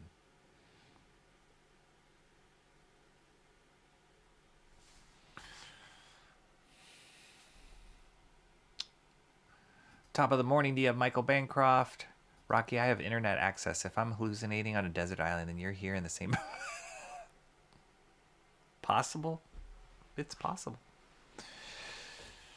You're hallucinating. You know what? Yeah. There's been crazier things that have happened, so I don't know. I just read the things that Elon Musk is doing. And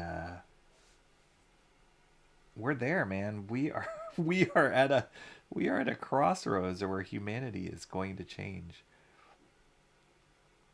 It's either going to collapse or it's going to change. So it's pretty crazy how quickly, like, all the pushback, excuse me, all the pushback of AI and this and that, and I mean, we are there. Like, there's no stopping the tidal wave of the robots.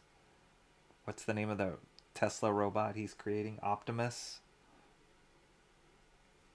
There's no stopping the wave.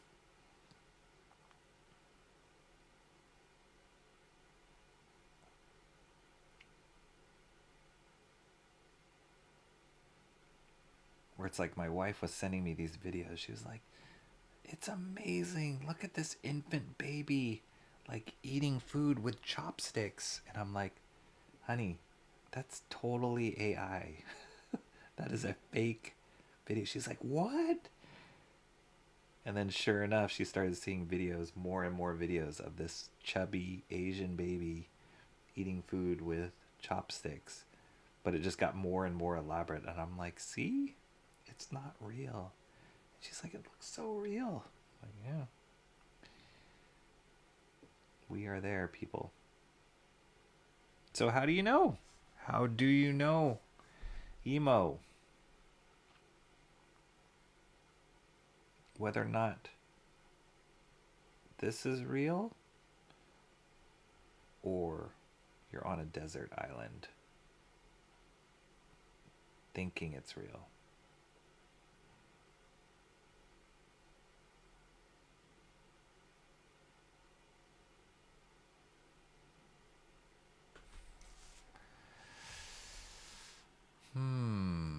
You didn't even know extra crunchy peanut butter existed? Are you kidding me?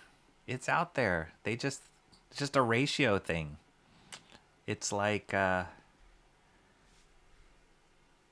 it's good. It's really good. If you like the crunch, it's good. Here, I'm going to close the poll now. Let's see. What's the winner? Crunchy is the clear winner. 67%. Clear winner.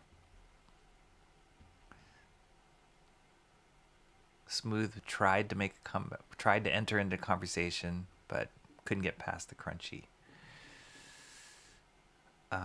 Do you have dark roast peanut butter? What? What are you talking about? What is that? Is that an Australian thing? Oops. Sorry. Is that an Australian thing? I'm going to look that up right now. Because that sounds too good to be true. Dark roast peanut butter. Well. Oh. Santa Cruz organic dark roast peanut butter is what shows up. Seems like a very oh no. Oh no, Jif makes creamy dark roast peanut butter. Get out. Jif dark roast. That sounds... Okay, next time I buy peanut butter, I'm going for dark roast. That sounds incredible. Okay, I get it, but you folks always have sneaky little code words for stuff. I don't. I definitely don't. But maybe Comrade Sammy and Emo Trash does. Yes, AI is going to break the internet. Something's going to happen. I mean, I don't know if it's going to break the internet or it's going to just... it's going to redefine what reality is. It's kind of crazy. Maybe that's why I love inking with a brush too. Because I can actually feel the mark making. And remind myself that oh yeah, there's a craft to this. There's a skill to this. All right, cool. That's a helmet. I'm going to start a little bit on this fist and then I'm going to call it. I think I'll probably give this another 20 minutes. We're going to hit Wednesday on the West Coast and ridiculous day on the East Coast where you guys are. But why not? Thank you all for being here and entertaining me and telling me about all things peanut butter. I definitely am going to have a snack after this because my stomach's starting to grumble. And I know I have crunchy peanut butter in the pantry. I don't have dark roast peanut butter though. That's something I'm going to hunt for tomorrow when I go shopping.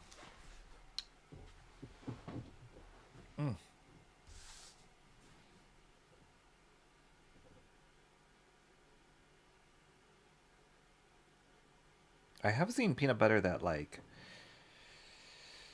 they have the honey mixed into it. I've seen that. That's really good. Honey peanut butter. Emo Trash, or was it Emo Trash or Combat Sammy was saying having peanut butter and honey, but I've seen it mixed in together. It's good. It's a natural combo.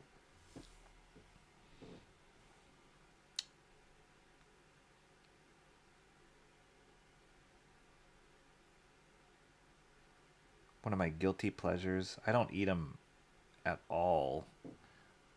The only time I get them is like if I happen to be at like some sort of kids event or elementary school event or something.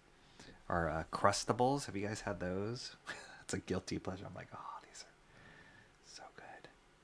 Those little like peanut butter and jelly hot pocket kind of things without the crust.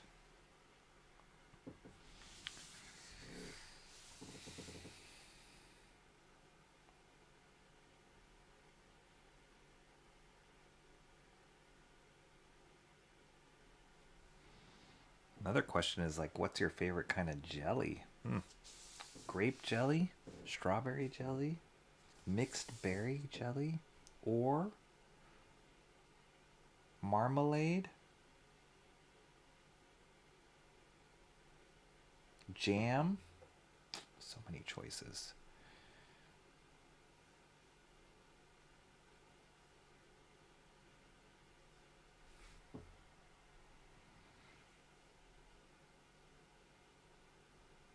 I love how these claws don't have any casings, that metal casing that he sometimes has on his costumes, and it's just coming out of the like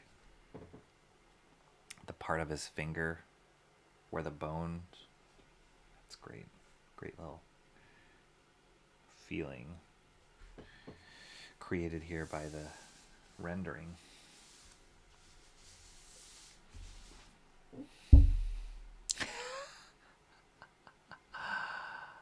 Get out of here.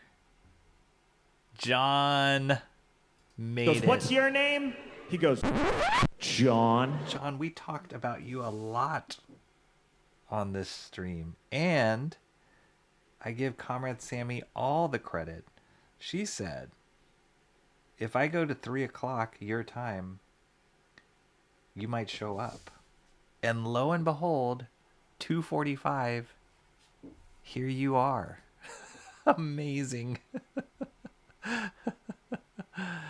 Oh my gosh.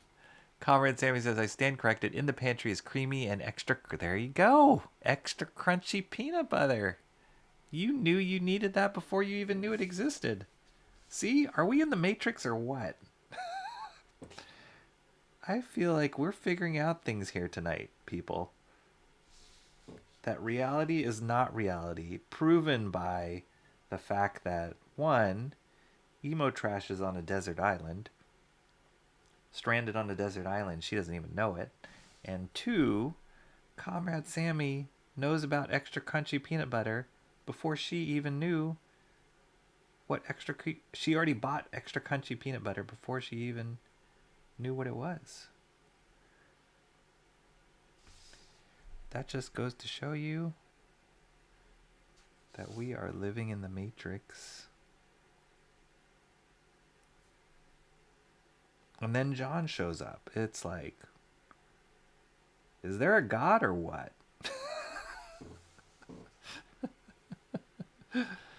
Oh my gosh. John, how are you? We were talking about you. We were talking about Discord. We were talking about, we had a couple guests in here who I had never seen before, had not been in our chat before, and one of the questions they had is, why is everybody in this chat a mod? And your name came up, John, as to be as one of the reasons why. Yeah, you were the center of conversation on a lot of topics.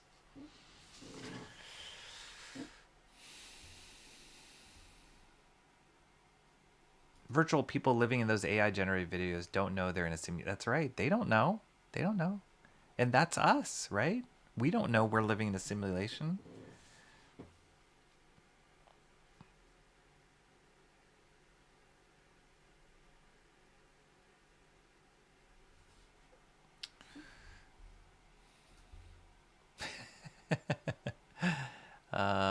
Merry Christmas, John.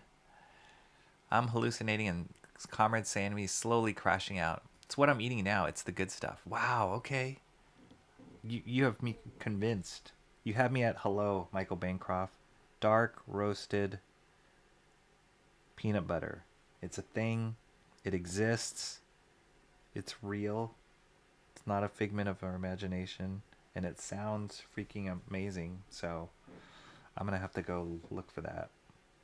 Like ASAP.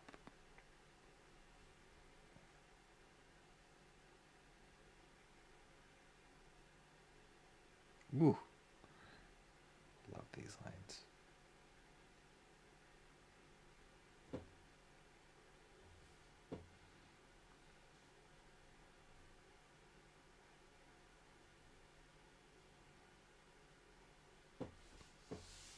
Yeah, Barry Windsor-Smith does this a lot with his this like kind of contour following form curving lines. Gives a lot of volume to the form when he does this kind of stuff.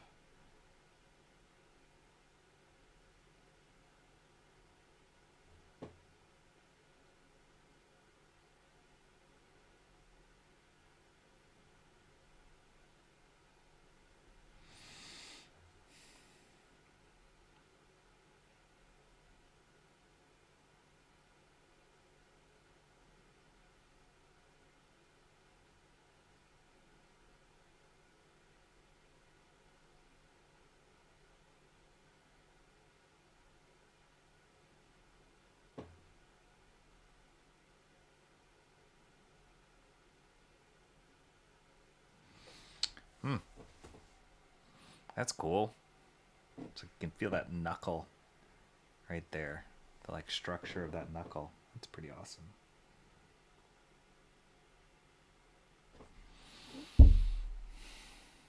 Michael Bancroft says I'm using more and more AI in everything I do now. Isn't it funny how like people are like freaked out about it, and I'm still kind of freaked out about it, to be honest, but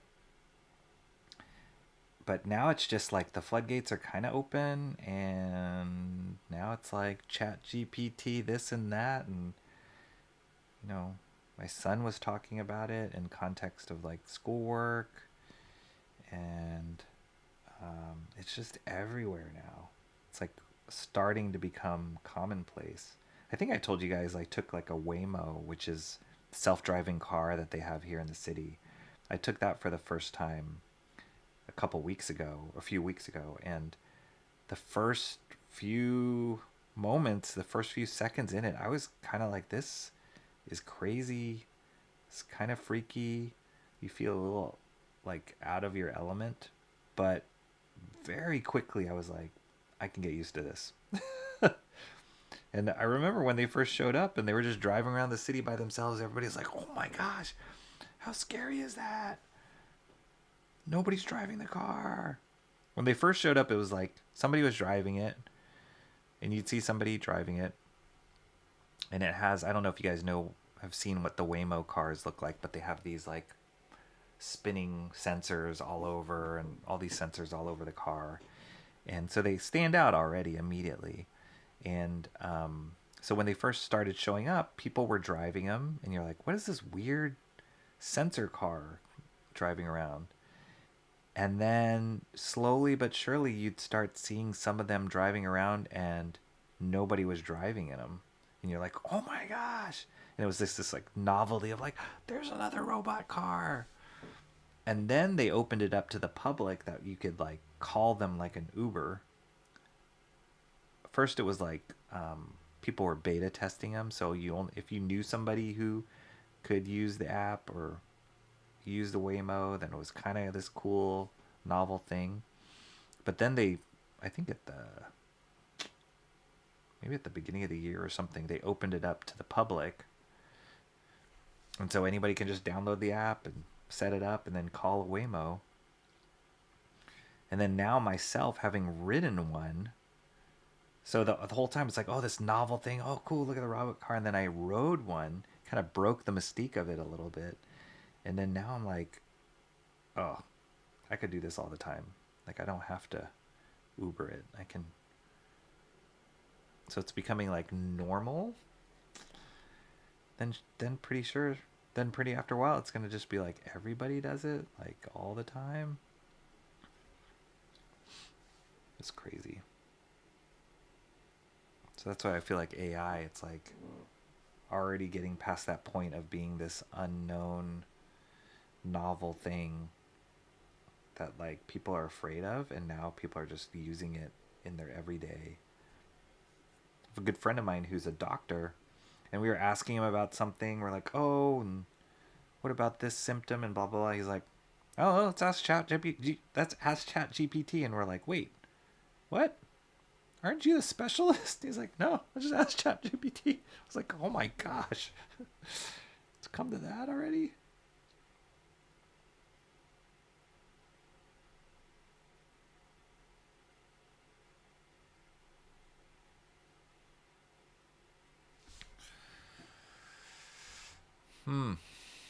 Well, demons will inhabit robots sometime in the future, so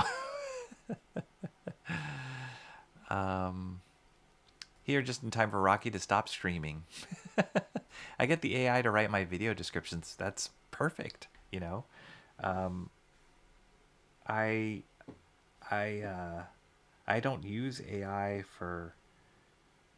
I don't use it for anything. Yeah, I haven't used it for anything like to write stuff.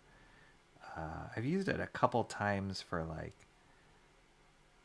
a job where they wanted me to use AI to like envision a certain imagery, like so that it was an AI image. But I haven't used it for like artwork specifically that I want to create yet. Kind of resistant to that. But like you look at like a program like Canva, a lot of people use that. I use that program Canva to like generate or to build like thumbnails and images and stuff like that for my YouTube stuff. And Canva has all sorts of templates that are already there. You don't create stuff 100% from scratch. You have something to like start at least the bones of something that you like to do.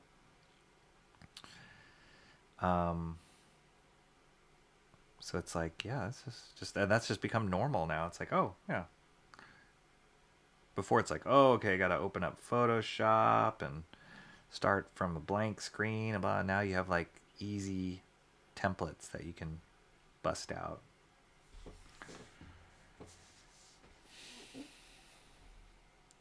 John says, smooth, you savages.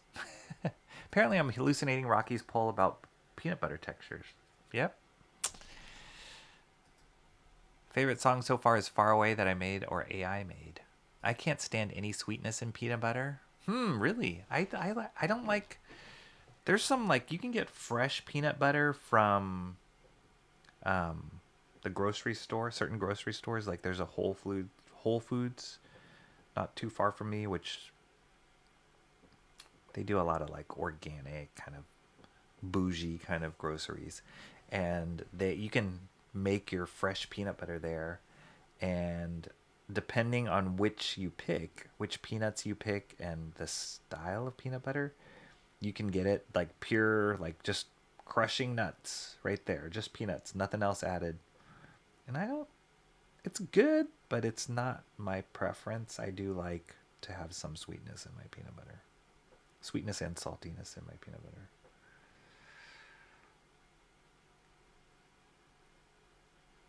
So no wonder why you like the dark roasted peanut butter, Michael Bancroft. If you don't like sweetness, then you're just going to go all in on the peanut flavor.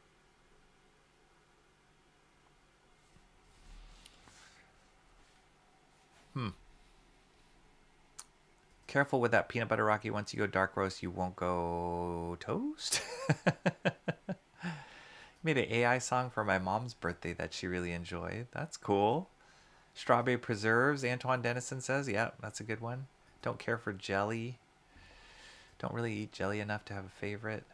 Yeah, I know, right? They're all different flavors, but they all kind of taste the same. We call our preserves jam. I like strawberry best. Strawberry's good.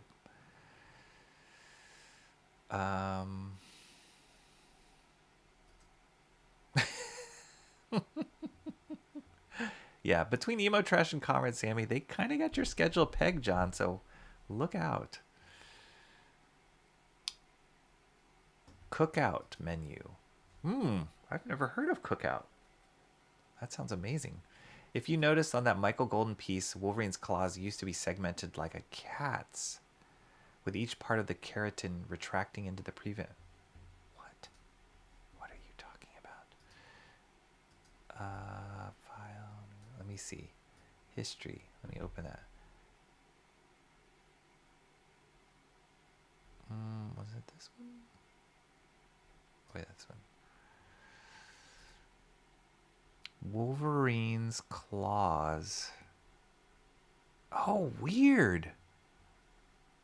That's totally weird, Antoine Dennison. Was that Golden's doing? Oops. Can you guys see this? See those segments in Wolverine's claws? That's weird. I've never seen that version. That's the first time I've seen that. Crazy. Weird.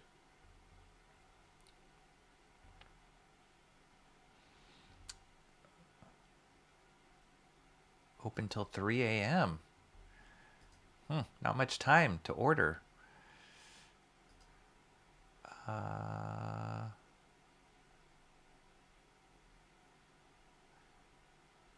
Oh, you're a she. Comrade Sammy? Yes. I made that mistake first time I met her. Yep. Exactly.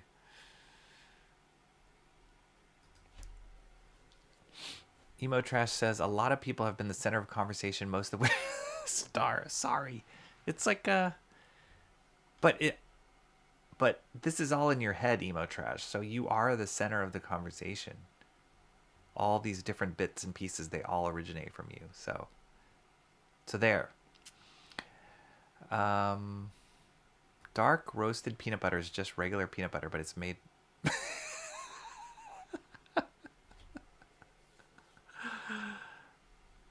also good.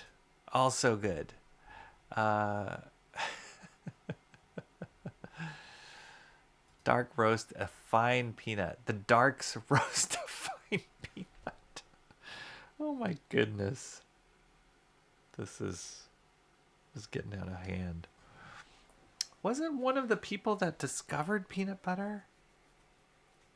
I want to say it was an African American guy, wasn't it? Or was it? Maybe I'm getting my history wrong.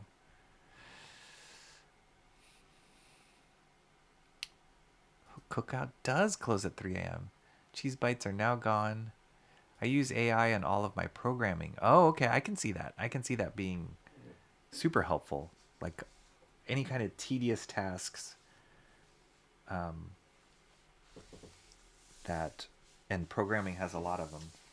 So yeah, I could see that being really helpful. All right, I'm starting to wind down here. My brain is starting to wind down. So let me just get a couple more parts here. I'm gonna add this claw shadow.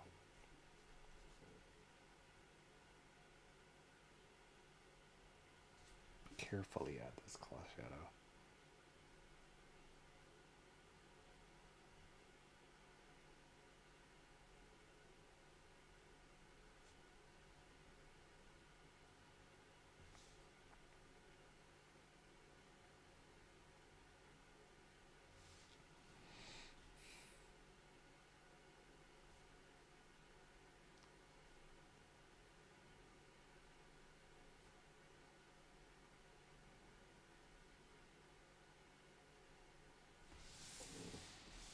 Wow, that's cool.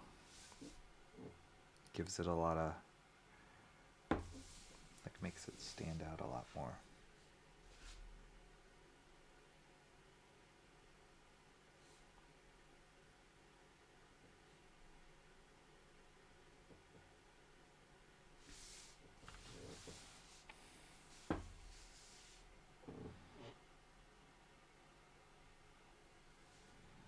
We gotta do that. Just hit this up first. Gonna hit some easy areas.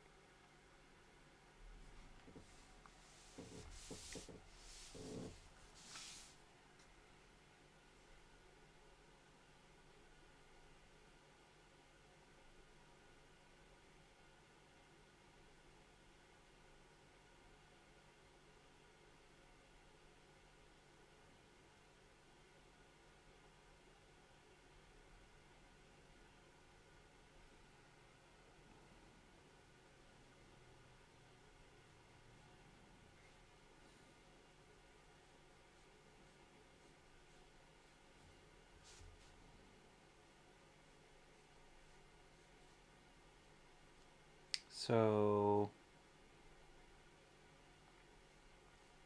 tomorrow, definitely should be streaming tomorrow.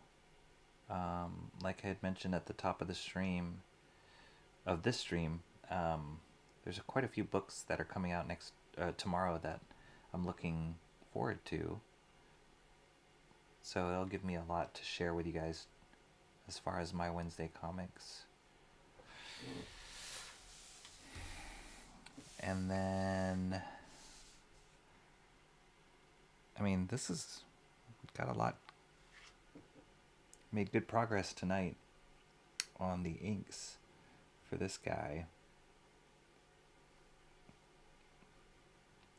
I'm guessing that this master study will be faster than some of the other ones just because it's this one image, and just based on the amount of inking I got done tonight,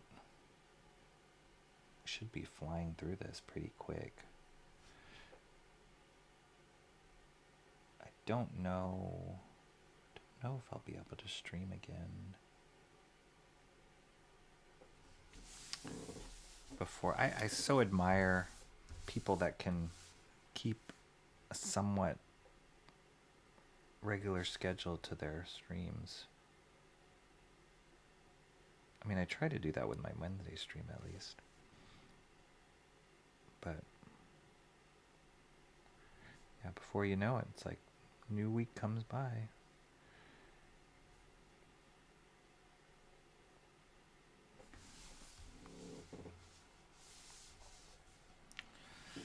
Wow, look at those claws. They're super popping right now. I mean, I haven't even added all the like bloody texture and extra pizzazz on the claw yet, but just adding that shadow at the bottom is like just popping out at your face. All right, should I call it? I think I'm going to call it. Let me just do this.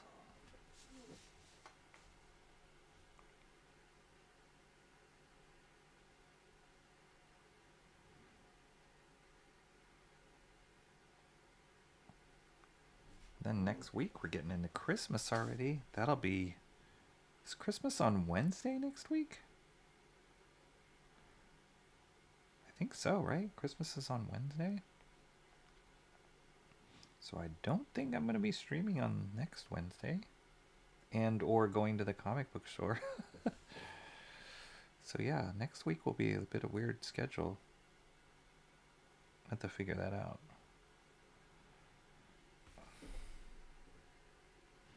I did get a notice that something I had ordered at the beginning of the year is just shipped, so that should be coming. I don't know if it's going to come before Christmas, and if it does, Merry Christmas to me, because it's going to be awesome. But that one will be awesome. I won't tell you guys what that is, but that's going to be really cool once I get it.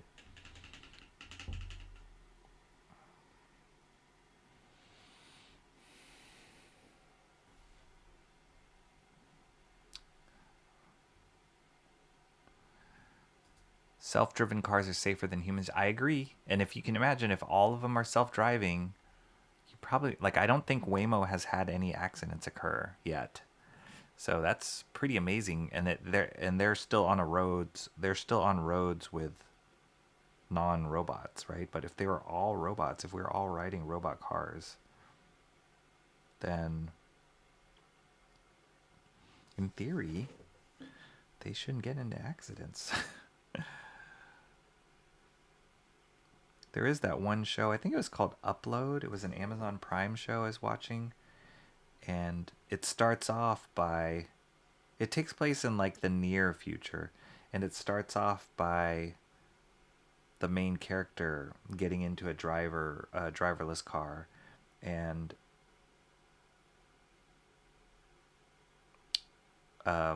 it gets hacked. And somebody is out to get him. He doesn't know that, but that's part of the show. That's part of the plot of the show. And it gets hacked, and that person makes the driverless car drive into the ocean or off a dock. So then he dies, and he can't get out of the car. It's like locked, and it's like a robot. There's nobody there you can reason with, or so that was kind of frightening. And I'm like, maybe that could happen too, possibly. Hopefully not, but could happen if we rely on driverless cars. Who knows? It's a weird time we're living in right now.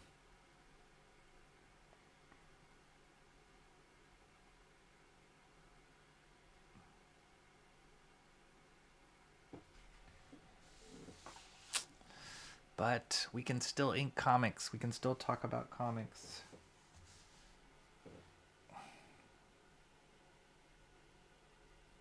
That was a horrible segue. Sorry. All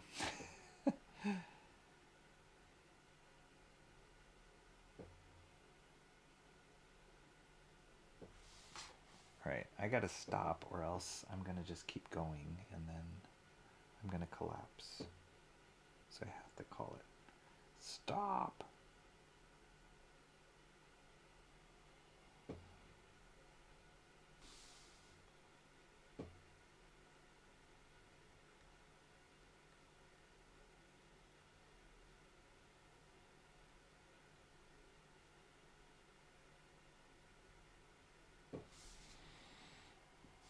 Okay.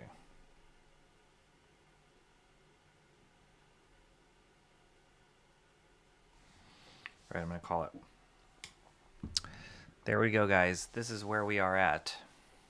Pretty cool. Here's the original. Lots of hair. Lots of blood. Here's where we're at, though.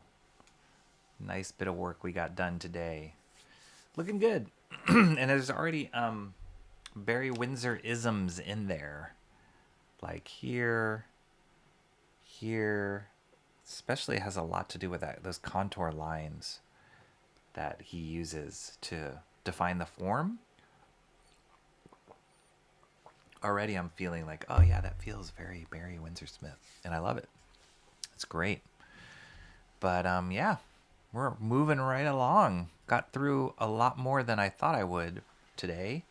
And pretty happy with how it's turning out so far. And loving getting back to the brush. My goodness, it's like coming home. It's wonderful. It's beautiful. It's therapeutic for me to just ink with that brush. So I love it. That's why I gotta stop or else I'll just keep going, especially when you get in a groove. Why is my head so far up? Doop. There we go. Okay, let me catch up here a little bit and then we will wrap it. I missed 24-hour Walmarts. Eventually insurance will get too expensive to manually drive your car. Probably. Yeah. Tesla has a system where they can allow their cars to drive around town while they're at work instead of sitting in a garage. Well, yeah, that's the thing. You can imagine, too, with robot cars. It's like parking, right? They would have a set place where they can go. But one thing one of my friends was saying is like robot or say the Waymo driverless cars make sense in condensed city areas where you have a lot of moving people needing to get from point A to point B in a city, like at a very quick pace. Where it doesn't make as much sense is like when the car has to commute far out of the city to like a remote area, because then the time for the car to get back to its home base, or there might not be somebody going in the opposite direction to take the Waymo. So yeah, that could be inefficient in that sense. But yeah, I don't know. It's kind of the way of the future. And there was another company in the city that was doing the same thing. They were called Cruise, but they had a horrible lawsuit. They screwed up, tried to cover up an accident or like a faulty whatever that happened with their cars. Anyway, they pretty much got sued out of existence. And Waymo just kind of slipped in there and took the crown. I do believe Tesla is going to compete for sure with Waymo, and like Antoine Dennison mentioned, like they're doing a lot of their own self-driving functionality. They're testing a lot of that out. They have a different way of sensing the road than the Waymos do, so there's a debate of whether it's as effective. But I mean, it's Elon Musk, and that dude can catch rocket ships that land backwards. So he's probably going to figure it out. And then, yeah, again, if the cars are driving around town, like I think the idea too is like if you own a Tesla and you opt into the driverless aspect of it, they might have a functionality where like you use your car, you park it, you go to where you need to go, and then while you're doing what you need to do, it'll go out and earn you income driving people around like a taxi and then come back to you when you need it. So kind of crazy. What's up, Jason? In for the end. Good to see you, Jason. Thanks for coming in. Thanks for hitting that like. And thanks for just saying hey. Appreciate it, man.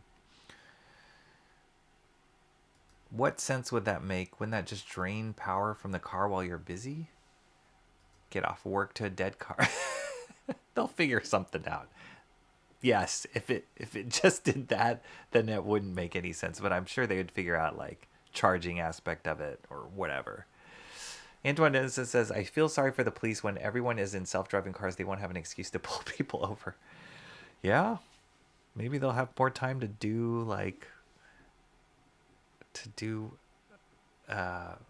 nothing against the police, but maybe they'll have more time to actually do things that are more worth their time than pulling people over for doing stupid traffic things.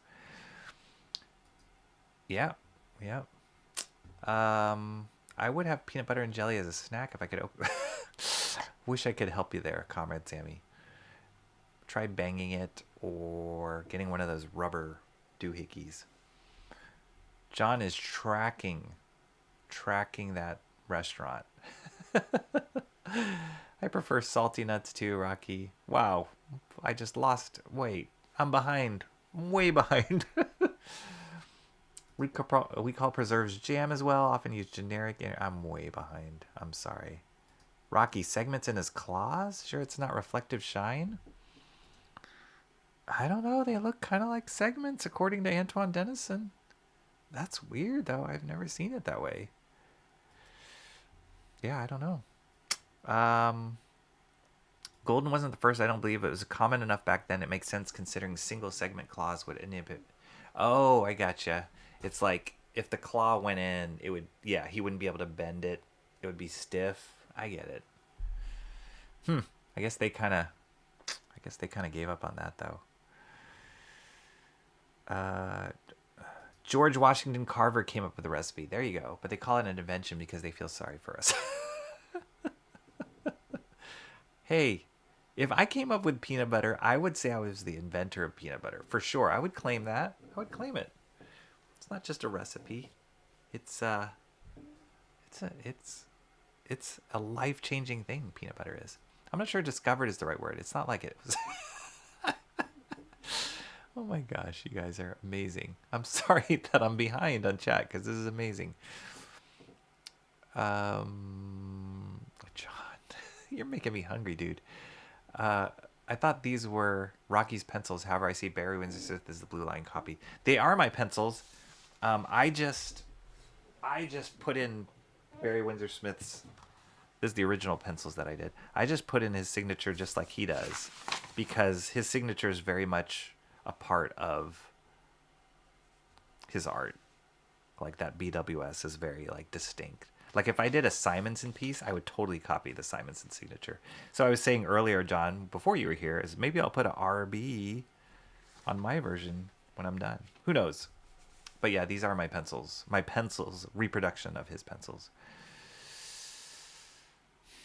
Sean.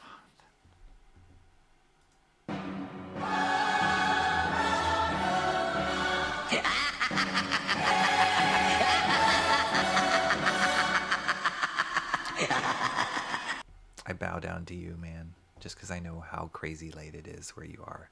You and John, bow down to you.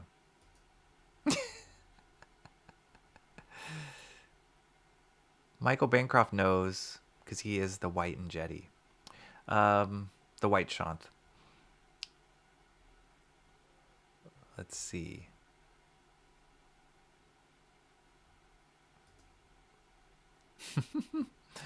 So good to see you, Shant. I haven't talked to you in a while. I do have to talk to you. I will talk to you soon. Something that's kind of cool. I will talk to you soon. Something that we have to plan. But I will talk to you soon.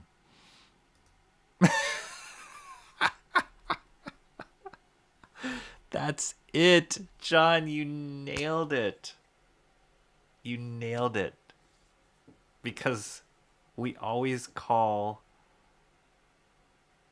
Well, that's true. Brown. We do Brown Bancroft. And we do White and Jetty. White Shanth. But I love Dark Roast. Dark Roast Bancroft is... I'm sold. It's going to be Dark Roast Bancroft from now on. This is a great choice for a study. Bravo. Thank you, Sean. Yeah, it's coming out good. It's going to be fun.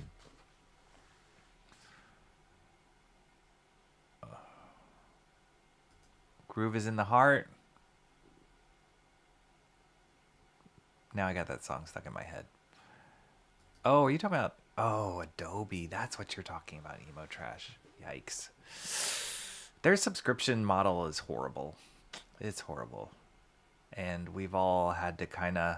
At least I've had to, like, just come to accept it. I do have a friend that works at Adobe, so I get a friends and family code, which is nice. Gives me a good discount. That would require a very high trust society indeed. We are headed into the opposite direction. Scary. Emo Trash is not happy with Adobe right now. Yes, you could probably finish a couple sandwiches before I catch up. Rocky acts like Sean caught him doing something bad. I'm sorry, Emo Trash. Merry Christmas. Good morning, Katie. Say cup of tea. Cup of tea. No. A cup of tea. In the nick of time, Katie is here. Oh my gosh. Everybody's showing up. Wait, where am I? I'm in live mode. Okay, then where did all my windows go? My windows disappeared. Hang on. Oh, there they are. So good to see you, Katie. Are you streaming after this? If you are streaming, let us know, and we'll tell people to go watch your stream, because we're just going to keep this going. But I am crashing. I can feel it. Rocky is my brother, womb to tomb and birthday.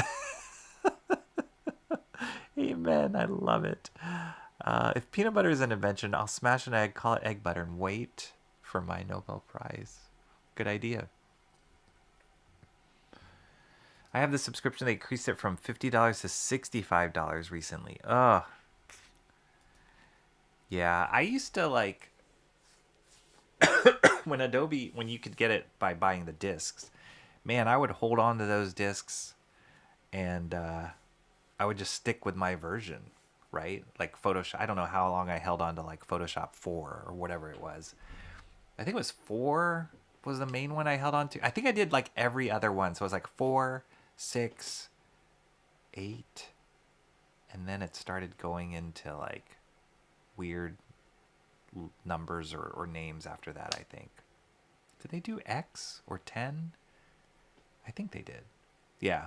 But I do remember going like every other version and just holding on to it. And then with Flash, when I was using Flash, man, I held on to Flash 3 and 4 for the longest time, and then upgraded to maybe 8. I don't know. Like I held on for the longest time, and at least you had the option to do that.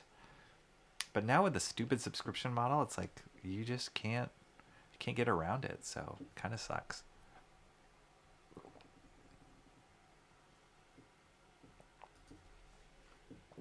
Katie's not streaming today. That's okay.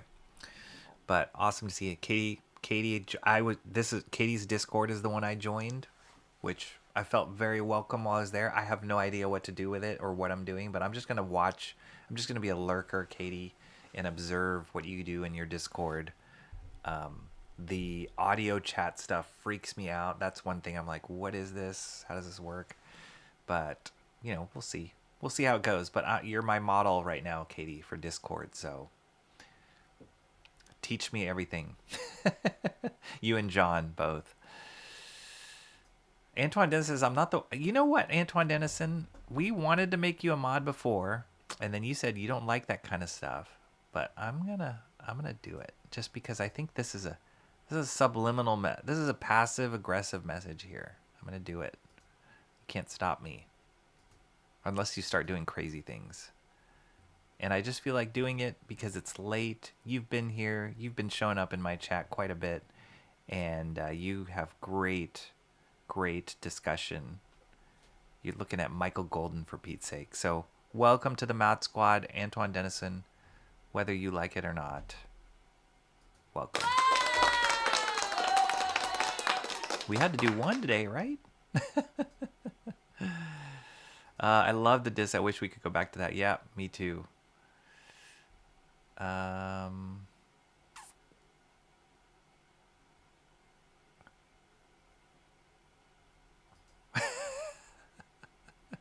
We don't even use it much just to hang out and chat. I'd rather you didn't. You know what? It's okay. Really, Antoine Dennison? Really? Yeah, you gotta be a mod. Just try it out. And if you don't like it next stream, let me know. And I will undo it. I can do that too. Just try it out. It's fine. No pressure. No pressure. Just don't do anything crazy. All right, you guys. I'm done. No, I'm not done. I'm tired. And I have kept you long enough. It is crazy late for a lot of you. But thank you so much for being here. I so appreciate it. I appreciate the company. I appreciate the encouragement. I appreciate the conversation. And I love all of you who showed up here. Congratulations, Antoine Dennison, whether you like it or not. You're part of the Mod Squad. We are at 450 subscribers. Spread the word, hit the like, all the things, because we're growing this thing out, and we are trying to shoot towards 500. So let's do it. Let's get it going. I think that's it. I will see you guys tomorrow. I'm going to stream tomorrow for sure, unless something happens, which I can't. But I'm definitely going to try and stream tomorrow, talk about the comics that I pick up, and we'll go from there. So I'll try and figure out when I'm going to stream again on this study. But so far, so good. Very exciting. Brush is working well. It's really fun. Thank you so much. I don't know what else to say. Crunchy peanut butter for the win. All right, see you guys later. Take care. Have a good evening, morning, whatever it is. See you guys later.